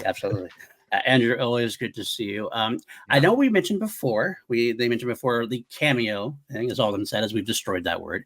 Mhm. But going into that word at a more level, the guest stars, animation, Bad Batch, Tales of the Empire have definitely have characters that have lasted, characters who have reappeared and made their places known. It's always like that kind of the Leo moment. Oh yes, I know that character. That's cool. It's definitely Bad Batch. How we had Hera, we had Cad Bane, all that kind of stuff. Do you like how they have done that in terms of how the level they've done that? Do you think they overdo it? Do you think they underdo it? Are there some you'd like to see more? Are there some you'd like to see less? What are your thoughts on how they're handling that? I think they've done it effectively. I don't think it's like oversaturation of cameos, oversaturation of, hey, let's bring this character back. I am in agreement with Laura about the whole Asajj Ventress thing. It's like she really didn't need to be there, and it also it does the Dark Disciple was like, God, that's such a great story, and I liked how they capped off that character. But it's like it always depends on what story they're telling and like how they tie into the character themselves. I do think that they need to bring some characters in sometimes, and there are others. It's like, okay, that's just a fun little fanfare type of thing for the fans of like, yeah, I know that person. I think that if they are to bring like I said, look, where is Omega gonna end up? Because like that's my initial thought is like, where is she in the Battle of Yavin? Is there any room for her in the Battle of Yavin? Where is she in the Battle of this and that? Because there's so many characters like that show up at the end of Exegol that like the novelization of the Battle of Exegol is like, why couldn't that be on screen?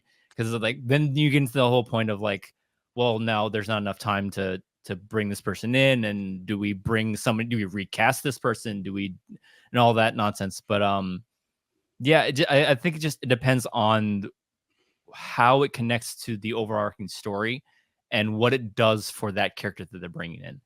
Because if you were to just bring in some like Lando, it shows up a couple times in Rebels, and it's like, did we need him there? What does it say about where he is during that time? And also, how does it fit into the overall narrative, and how does it affect the other characters? So, as the 5-year-old, 6-year-old Andrew, it's like, yes, bring me all, give me all of them, give me as many cameos as you can. Like when the sequel trilogy came out, it's like, when am I going to see Wedge Antilles? Put him in X-Wing. Where is he?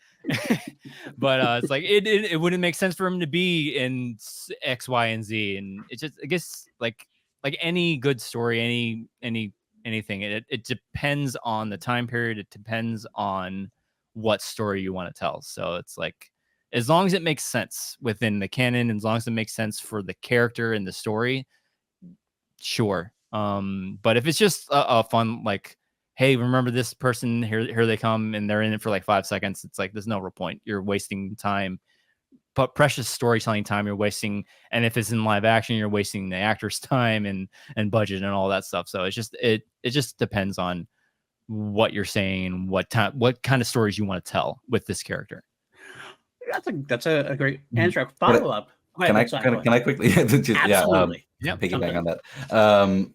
Yeah, when it comes to like the whole cameo or like recurring characters, like I'm of two minds there. Like on one side, I'm definitely doesn't, like, when a character shows up where like, did that need to happen? Does that make sense for the story, or is it just a big look at this person showing up? That also, yeah, exactly.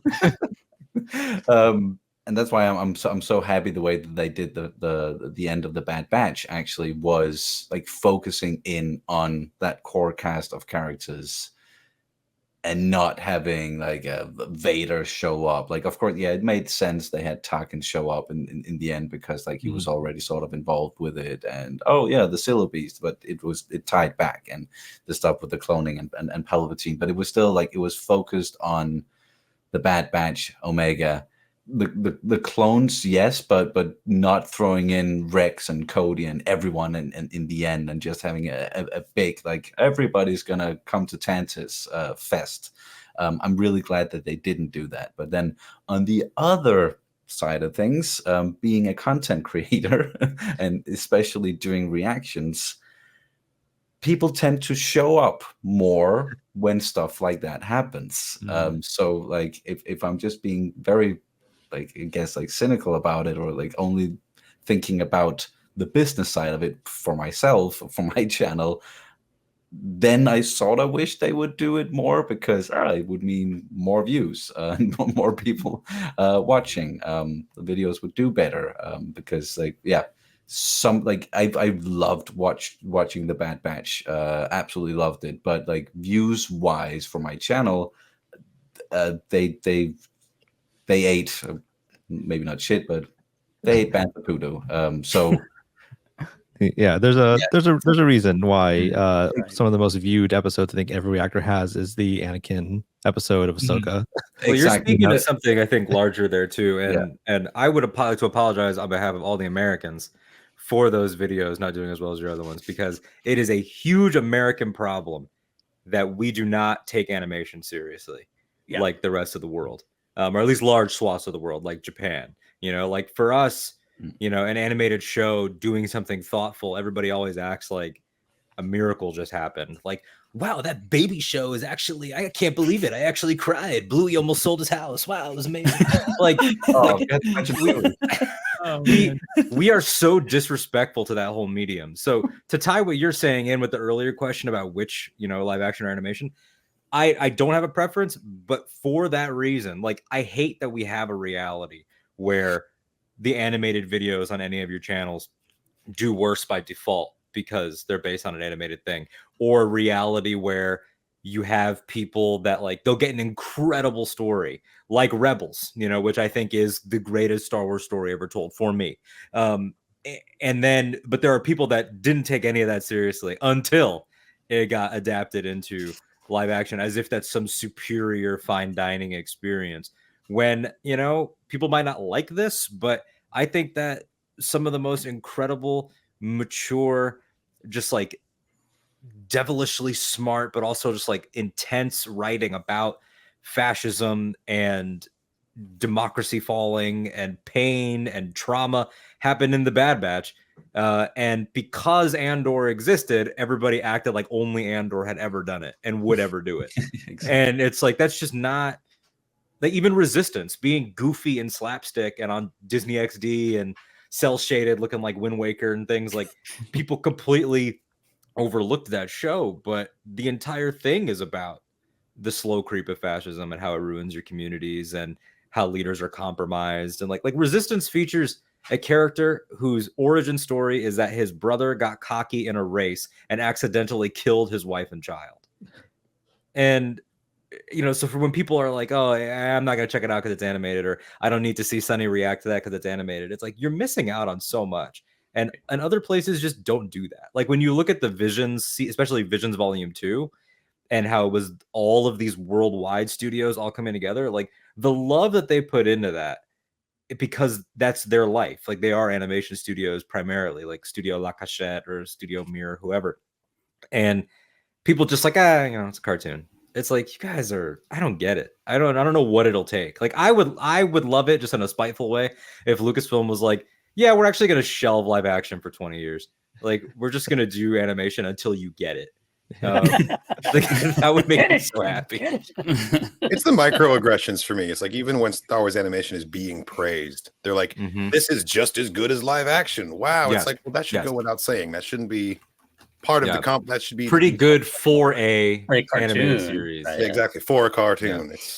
It's all in the language. Like it's just, you're right. Disrespect is the right word for it, honestly. Yeah, absolutely. Just piggybacking also on Sonny, your business side of things, I feel that's part of what goes into storytelling as well. Like we mentioned the Asajj Ventress bit. I kind of feel like my own personal thoughts are that Lucasfilm might have done that purposefully. Here, reintroduce Asajj Ventress into the storytelling because we got something to come up with her. It's like they get that backdoor pilot kind of thing. Could that have been anybody else? Probably, but we're going to get this character out there again so that when we have time for an actual story with her, people remember who she is. I kind of feel like that comes into play sometimes as well. That's what I'm trying to be. I understand people who were not happy with that as far as not getting much into it, but I feel like we'll get there, and I think retroactively that's what's going to end up taking place. But beyond that, I should go to my buddy Frankie Numbus. Hey, BLD. How you doing, my friend? Good to see you. Good to see you. Now, we just mentioned all the different styles of animation we've had. Obviously, we've had the beginnings, going back to like Genji Tartakovsky style. I can never say that name, so I apologize. We have Star Wars Rebels, Clone Wars, Visions specifically as well. We had these recent two things where I know a lot of people have praised Tales of the Empire for being so, like Grievous was so beautiful and things of that nature. But it definitely feels like it's a out of the Clone Wars style. Clone Wars to Bad Batch into Visions, into Tales, etc. What do you think the future is of our style of animation? Should we stick in that go, or should we kind of go into the Vision style and have all sorts of crazy new Tales of the whatever by this anime style kind of thing and go all out and go nuts? Or should we have kind of a more unified view, or as we are seeing through the Tales so far? Yeah, that's an interesting question because I really like the different styles of Visions that, you know, especially in the second volume. Yeah.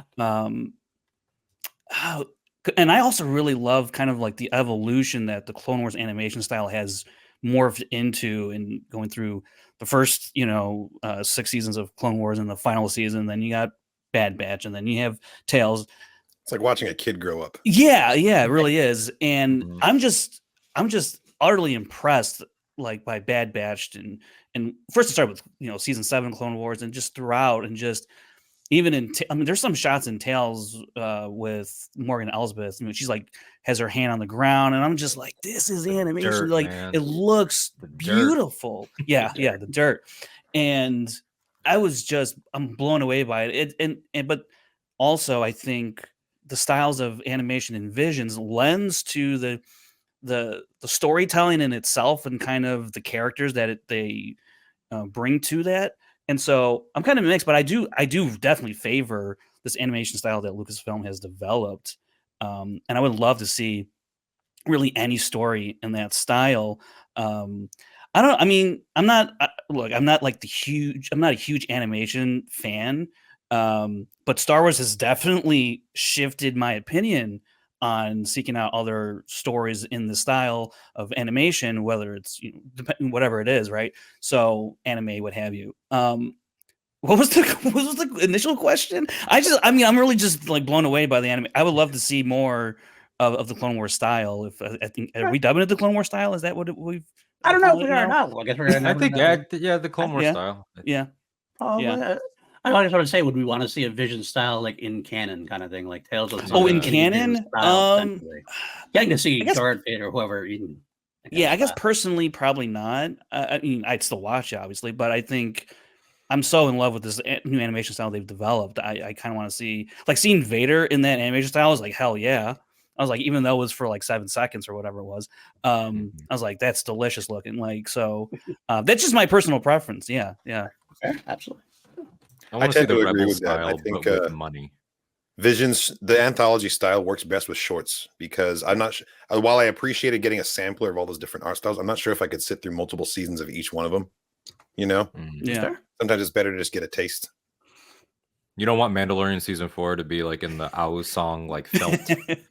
Don't get me wrong, I'd watch every episode. I'm just not sure what my experience would be like. You know, I'm just hoping for like another like Visions like volume because like I don't think people like this argument between like animation and live action. I don't think people appreciate short form storytelling as much as they should. No, because it's so like speaking from like, you know, as like a creator or a content creator, it's like being able to tell a story within like 15 minutes is very difficult. You have to establish the world, you have to introduce a character, understand that character, and then give them some kind of closure all within 15 minutes. Some people can't do that in an hour. Right. And like this way, the way I love, like, especially in like canon, like as far as canon goes, I love these small pockets. It's like not every story has to be this grand galaxy wide type of thing. I love these. Like what book was it? It was that Lando Han Solo one shot thing, and they're fighting this droid that wanted to take over the galaxy. It's like not every story. Last shot. That's what it is. Yeah. Not every story has to be a save the galaxy type of thing. I would love these small little like these like confined stories of like, because one of the things that in one of the books, like the rebellion comes blowing through, saves this world, and then they're like, all right, what do we do now? And they're like, that's your problem, bye, and they leave. It's like, tell me that story. Tell me what this world is going through, what this transition between like either the Galactic Empire and the Rebellion or the Clone Wars to the Galactic Empire. I love seeing these small like pockets of stories and what the other galaxies, what the rest of the galaxy is going through, and not all these Jedis and lightsabers and save the world, the galaxy from the Sith type of stuff. So I want to see more of that. Star Wars. Yeah, exactly. Street level, like the friendly neighborhood Jedi that is hiding, stuff like that. Yeah, the Benny Safdie from Obi-Wan. Tales of Benny Safdie. Yeah. There you go. Love it. Love it. I'd watch. I actually wouldn't mind seeing like a whole, like, do a whole movie, maybe just on Disney Plus or something, in sort of an animation style. Sorry, where you could get more into a specific story with a specific set of characters that we don't have to spend just like 10-15 minutes with them, but do like an hour and a half. Do like, we don't exactly know how it's going to turn out yet, but it's coming out this year, like the Lord of the Rings animated movie, War of the Rohirrim. War of the Rohirrim, yep. Yeah. I knew that you knew it. Which is directed by the guy who directed The Ninth Jedi. Oh, awesome! That's freaking out. I loved that episode. I think the same studio. It's not, right? I don't know. I know it's him, but I don't know if it's the same studio. No, I think it's Studio. Is it Studio Mia? Or maybe not. Anywho, I would love for them to do something like that instead. Because I love when they, I love Visions. It's again one of those series, just for me personally, reaction wise, I didn't even put Volume 2 on the channel because Volume 1 just nobody watched it. Watched the reactions at least. But yeah. Do more of that. A whole movie on Disney Plus. I would love to see it in the theater, to tell you the truth. I would love to see that as well. I just don't know if they would ever I don't know. do that. So, like, if I'm I'll take it on Disney Plus if that's the only way I can get it. Yeah, sure. That's kind of the one thing that's missing from the Star Wars animation experience, though, is that live action. We all get to go see it in the theater with fellow Star Wars fans. Right. You usually don't get a group of fans watching the animated series together. That's a kind of a rare instance. So, like, a theatrical release might be kind of a cool, unique experience for Star Wars. Just a Clone Wars movie. There you go. Clone Wars movie re-release truthers, man. Clone Wars movie truthers. Those of us that were there in 2008. Yeah, that stood strong by that. Hey, I've got that plushy Rod of the Hut in the backpack over in my closet over there. I have that movie on Blu-ray, so that movie rocks. Same. That's always my hope is like we'll get more TV finales, premieres, whatever in theaters, and make that a common thing. I would love that. It's just money on the table, right? Right? Like, Oh my gosh, yeah. it's The so final much. Like, ever we just Clone Wars. saw Phantom Menace did what, like a $20 million opening weekend Yeah, it was crazy. on its re-release, biggest re-release Thursday I think ever. It was like number 2 at the box office or something. And that was the one that I was told killed Star Wars 25 years ago. So that's Well, I mean, right. It did. I was there. Ruined childhoods. Yeah. all of us 8-year-olds when that came out now have grown-up money, so that's why it made Right, so much yeah. at the box office. it's the long game. It's the long game. Millennials strike back. Yeah. Yeah, we do want to get into our final section here for the show, which is just speculation for the Acolyte. Obviously, it's coming up in just a few short weeks for us, and I think we're all very excited to see what they're doing. For me personally, I'm most excited for this just because it's what I've wanted from Star Wars for a long time, which is just uncharted territory, going back so far further than we've seen in live action before, and sort of exploring that era that's been untouched except for the books that we've had, over the last several years, which I know Laura's very excited for. I'm excited to hear her thoughts on what's coming up there. But Alden, what do you have hopes or anticipation for with that series coming up? I mean, I don't want to speak for Laura, but I would imagine that in a similar way, like this is just getting ready to be fed, right? Like this is because if you're a sword and sorcery Star Wars fan, if the sabers and the magic and the different religious orders and lore is your bag, then this, I would imagine, will service you emotionally in the same way that Bad Batch service Clone Wars fans, or that Andor serviced maybe a need that people didn't know they had for something more espionage or more political, and more political literally, not in the thematic way, which is all of it. But I'm excited for this feeling of like a creeping dread. Like, as I think a lot of people might be setting themselves up, not for disappointment, but a lot of the quick conversations are like, we're going to see, what set up the Jedi for their downfall. It's like, well, it is still a century.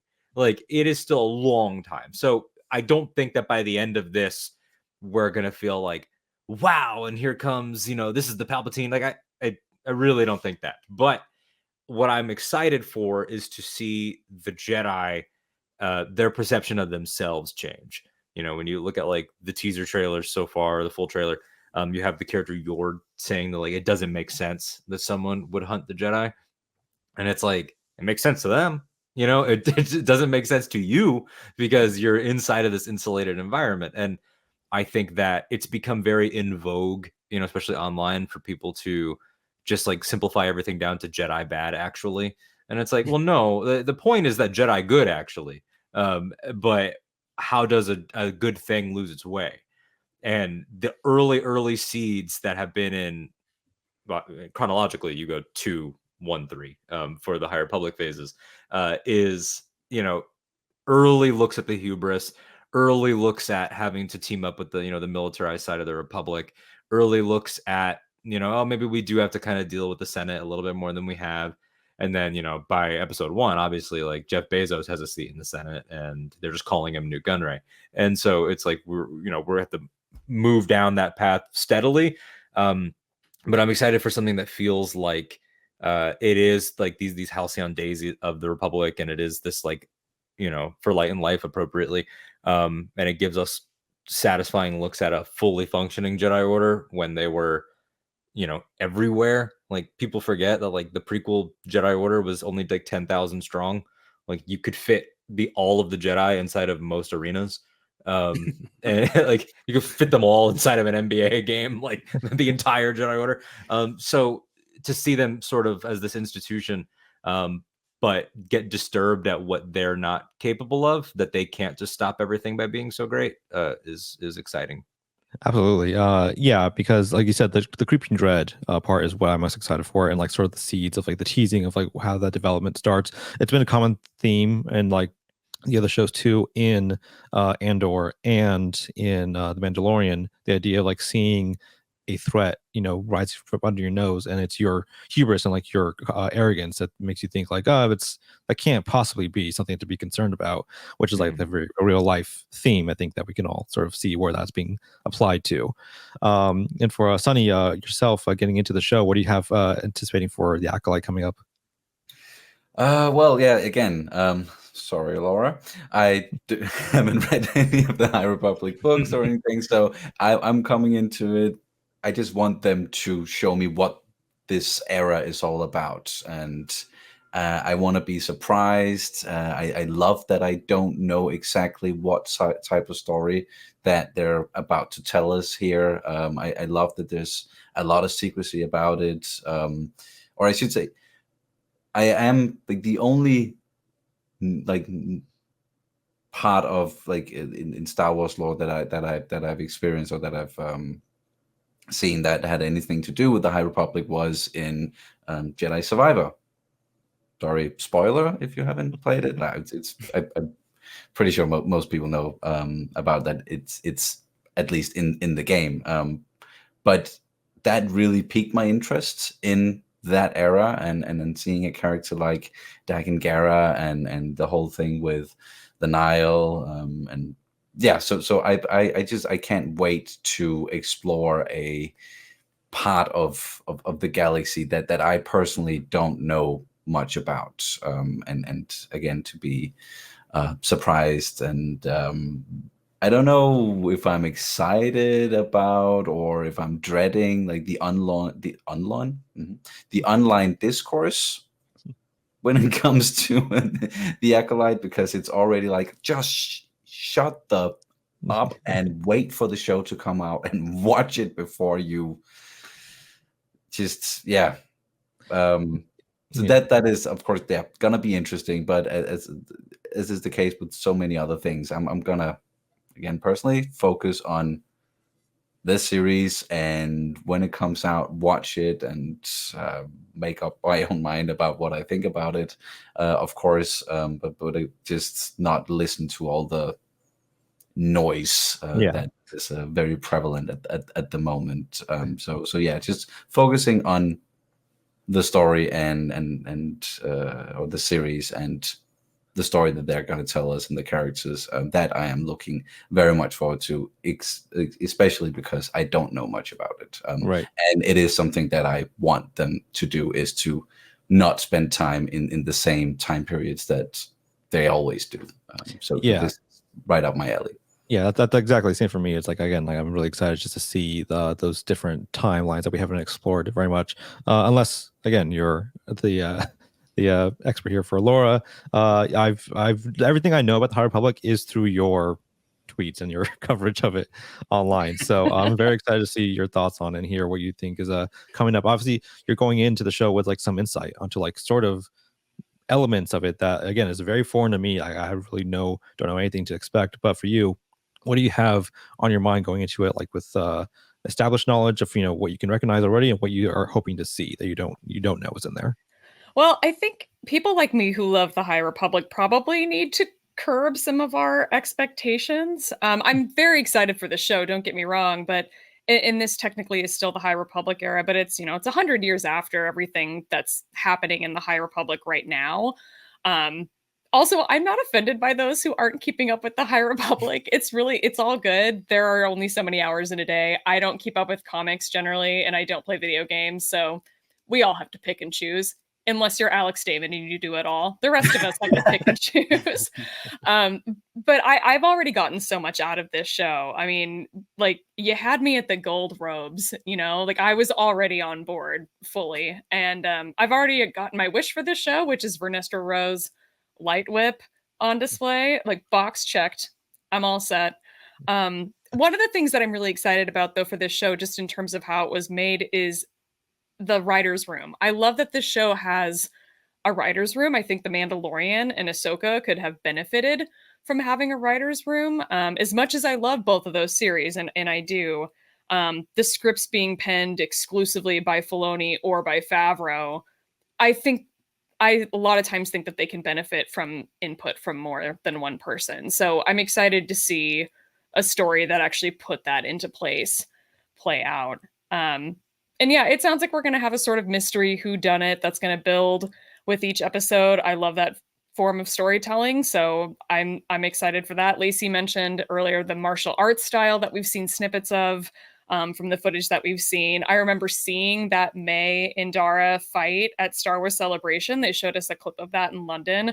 I'm so happy that it's out there for everyone to see now. And I'm just really excited that we're getting a lot more of like the footage and the promos and building up the excitement for this, because the High Republic is a really incredible period of time, incredible storytelling. And I think the thing I'm most excited about is the idea that it won't just be contained to the book fans anymore, to the select few of us that just read those books and comics, that it's going to become this bigger thing, or hopefully it'll drive more people to read some of those books. And then I'll have more people to talk to about them, because sometimes it's hard when you, especially if, I'm not complaining, but if you get the advanced copies of the books and they don't come out for 2 months and you read them, then you have no one to talk to about them because they nobody has read them as fast as you have, because you're just excited. So that I'm excited for more people to get into hopefully some of those books and just get to see what I've been enjoying so much, because it really is my favorite period of time. Right. Yeah. I'm definitely excited to learn more about it. Obviously from the excitement that you've had for it and others as well. It's been a very, exciting time for me, just looking forward to it and getting to dive into it. And Kyle, obviously, we talked about your extensive Star Wars knowledge as well, and like how much you've gleaned from that era so far. What are your anticipations for the show going on to it in terms of like, as a fan, but also as, how that's going to relate to you on your channel, being live and learning about that for the first time? Well, I will say I'm a whole phase behind in the books. I haven't read 0 books, but I have not read all the books. I'm about halfway through. I think I have enough that I should be able to identify a lot of things. For me, like the way that I approach a brand new Star Wars thing, for me, I'm almost first and foremost looking at the art direction and the production design before the story, before the writing. Like I'm just such a visually oriented person. I think that's really where my fascination really is these days with Star Wars. Like Sonny brought up Jedi Survivor. You get to see the High Republic represented visually for the first time. And something that immediately struck me is that because Star Wars is so deeply rooted in like 1970s era retrofuturism as just a visual aesthetic, the fact that they then took that, turned the clock back a couple of years, and it's like 1950s and 60s era retrofuturism. Like that's the way the buildings look, that's the way the technology looks. And I really can't wait to see Star Wars portrayed in that new visual language. Like I think the biggest thing that I'm looking forward to is honestly the set design, the prop design, seeing the gold, brown, and white Jedi robes, seeing this almost like pre-industrial revolution feeling aesthetic to everything that's being built. And this is just post Fallen Star, I believe. So the mass production has started to come into play, and lightsabers aren't quite as artisan anymore. They're a little bit more mass produced looking. And it's a period of transition, much like the Bad Batch is. And so I'm looking forward to seeing like this transitional period between the High Republic as it's been established and the High Republic as it will be moving forward, depicted visually, because this is chronologically the most recent thing to happen in that time period, which means it will be setting a lot of new tones that maybe even people familiar with the books might not be expecting, because we're marching forward in history. We're not going to retread Path of the Jedi, Test of Courage. We're not retreading that stuff. It's new High Republic content. So in that way, I think, yes, like Laura said, tempering your expectations. We don't really know what is going to be focused on here. Yeah. Especially because it's important to note that the real life conversation too, this was not pitched or conceived as a High Republic thing. It just happened to be this great marriage. Like she had an idea, which was Kill Bill meets Frozen, as she describes it, which I fucking love. That's the greatest description ever. And then they were like, oh, hey, we have this era. Because I remember when this show was announced, I was talking to Justina Ireland, and she was like, we had no idea what this was or what they were. So much like Star Wars does, a little bit of making it up as we go along. Right. As far as I know, the writers were totally taken unaware of that other Star Wars game. The name escapes me. That was supposed to be set during the High Republic era. I remember that. Yeah. So I spoke to Daniel Jose Alder. He was like, yeah, no one had any idea they were doing that. So. Yeah. No. Only now, like it ended up being this great relationship of like, hey, who could be alive? And then that ends up being, okay, Vern, because one thing that I like that Star Wars has done is that if you're not a human, there's like an 80% chance that you're long lived at this point. Because it's just such a great story thing. Like Dexter Jettster is in the High Republic during his prospecting days. And he's got a Tom Selleck mustache. Very important. Yes, he does. And a cape, and it's the best. Because it's like, well, why not? How long do Mary Allens live? I don't know. Evidently into their hundreds. So there you go. That goalpost seems to move too. It seems like, oh no, actually it was 90. No, now it's 120, 100. We don't really know how long they live. Because if it's literal and it's like 100, if it's like 100 exact years, then she's gonna be 117 years old, busting out this light whip on some fools. So this is gonna be a whole nother level of cool. I don't think people are ready for that. When you consider characters that are full head to toe prosthetics, you can't see the actor whatsoever, like Chewbacca, Dexter Jettster. It's the dumbest thing in the world to kill them off when you can just keep them appearing with authenticity for like the next 100 years of storytelling. Just put someone in a Wookiee suit. There's no reason to limit yourself in that way, because if they're non-human, you can rationalize their life length, and you can recast them with infinite numbers of actors if they're head to toe prosthetics. Yeah, makes sense. Shout out to Jonas Swatomo for locking down that job security, man. Professional Wookiee. He's Kelnati now. Professional Wookiee. Put that on the business card. Andrew, what are your thoughts going into it? Again, like, luckily, another era of stuff you don't have to like study or memorize. Every time somebody says that, it's like, where was it the last thing that I watched that like right as the tail end of the Showdown started? It's like Kenobi, like they show up on this new planet. It's like, I'm so glad I don't gotta know that. Don't need to commit it to memory. But as far as Acolyte goes, I'm anticipating that. My hope for the show is that we're far enough removed from like the Rebellion, Empire, Skywalker storyline that it's almost fresh. You know what I mean? It's like it'll have these connective tissues. So like, oh yeah, it connects to the Phantom Menace in this way. Because how long until like the fandom's like, where's Yoda? He's alive. Where's Yoda? Like, it's like I would love to see him like walking across the temple. Like, oh, there he is. Okay, and that's it. I want to be removed from Yaddle.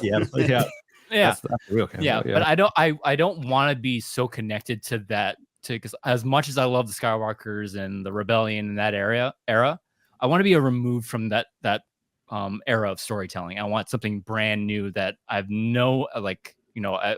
know of the High Republic. I'm like 3 books in. Sorry, Laura. Just don't have the time. But I want to be removed from that era and going into a new, fresher era of storytelling. I think the thing I'm most excited for, as Lacey said and Laura said, was the martial arts style and like the choreography going into it. I'm most excited about seeing Jedi fight without their lightsabers. I think it's the coolest thing ever. I think that's the most badass thing you can do with the Jedi. It's like, because we're so used to seeing them, especially in the Clone Wars and all that stuff. It's like, oh, they're attacking us. Immediately, lightsaber comes out, and then they just like cut everybody up. I want to see them at the Jedi as they were as peacekeepers. They don't immediately go for their most like cherished weapon and all that. I want to see them fight without that, because like I think it was in Clone Wars season 7 when Ahsoka is fighting without her lightsaber and she's beating up on fools. Like, that's the coolest thing ever. Show me more of that. Show me like these prime Jedi. And when Ezra did it for 5 minutes, and I was like, never mind. Yeah, or the Tartakovsky micro series where Mace Windu basically does the point exploding heart technique to like a whole field of battle droids. Exactly. Show me your abilities in the Force without using your, because I know how like it's your cherished, and like just show me like hand-to-hand combat, because like it's like the coolest thing. You can use the Force in other ways, and you can fend off your foes in more than one way, just like aggressive negotiations immediately. So I'm most excited for that, because I grew up a martial artist. I love hand-to-hand combat, especially in films, and to see it in Star Wars, it was just like, I've been waiting for this for so long. Just give it to me. Absolutely. Yeah. Especially coming off of like, years of watching that type of choreography in like the cinematics for like the Old Republic video games, stuff like that, like being able to see that, sort of try to translate it into live action. I'm also very excited for that element. And Frank, going into it, what do you think, what your anticipation and thoughts for the show, and what you might expect to see? So with the High Republic, I've gotten like 10 chapters into Light of the Jedi, and that's as far as I've gotten. I haven't picked it up since, but I think after the show, or with the show, I think Sonny was saying, hopefully this is like the spark that'll really get me diving into, because I know once I really commit time and dive into, it's going to be full steam ahead. But for the show, I'm super receptive to whatever they're about to throw at me, because I really don't have a good grapple on the time period or the characters or what's going on at this point in the galaxy. I do like the fact that it's kind of like a fresh area to play in. I'm excited for Leslie Headland's writing and her crew and everything she's going to bring, because everything I've heard or read from her gets me excited about what type of show she's developing and going to put out there. So I'm excited basically mostly for the story to come. I'm really interested in that.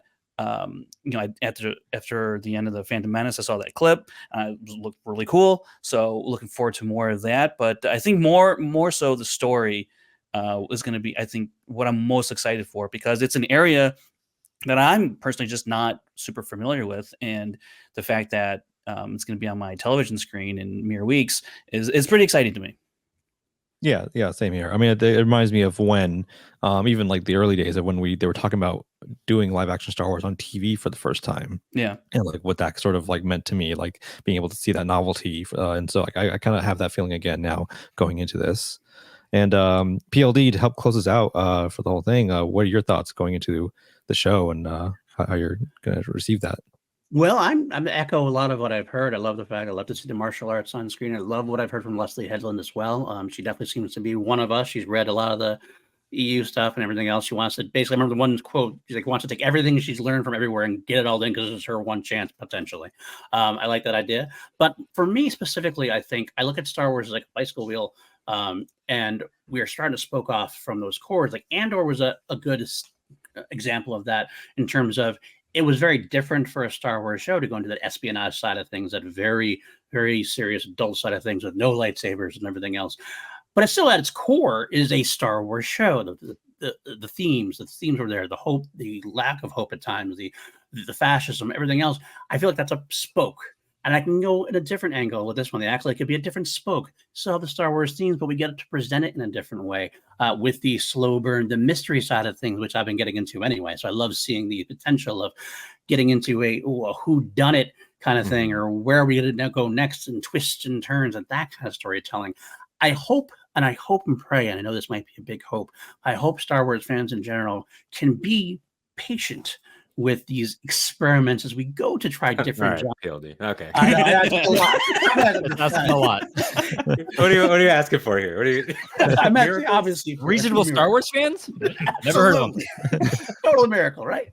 But I would love to see different experiments, different styles, different genres, and all. As long as they connect to Star Wars, some are going to hit, some are going to miss.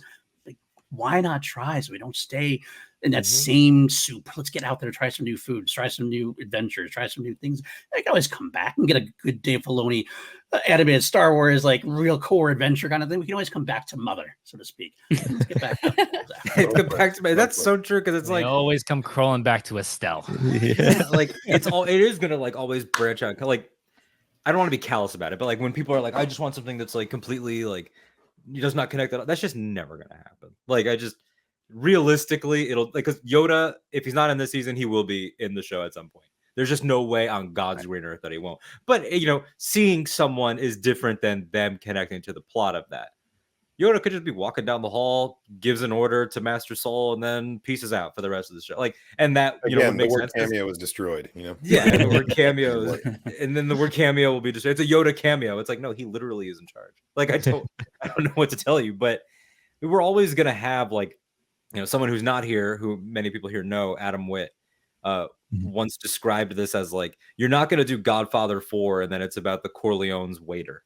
Like it'll still be like the Corleone, like it'll always still kind of have like, it would not surprise me if this Joker-esque saber wielding Darksider references the dyad, or references like is interested in some things that come, like that would not surprise me. But that doesn't mean that like it still can't, like you said, PLD, like jump off into this other genre, jump off into this other thing. Like you want it to feel super different.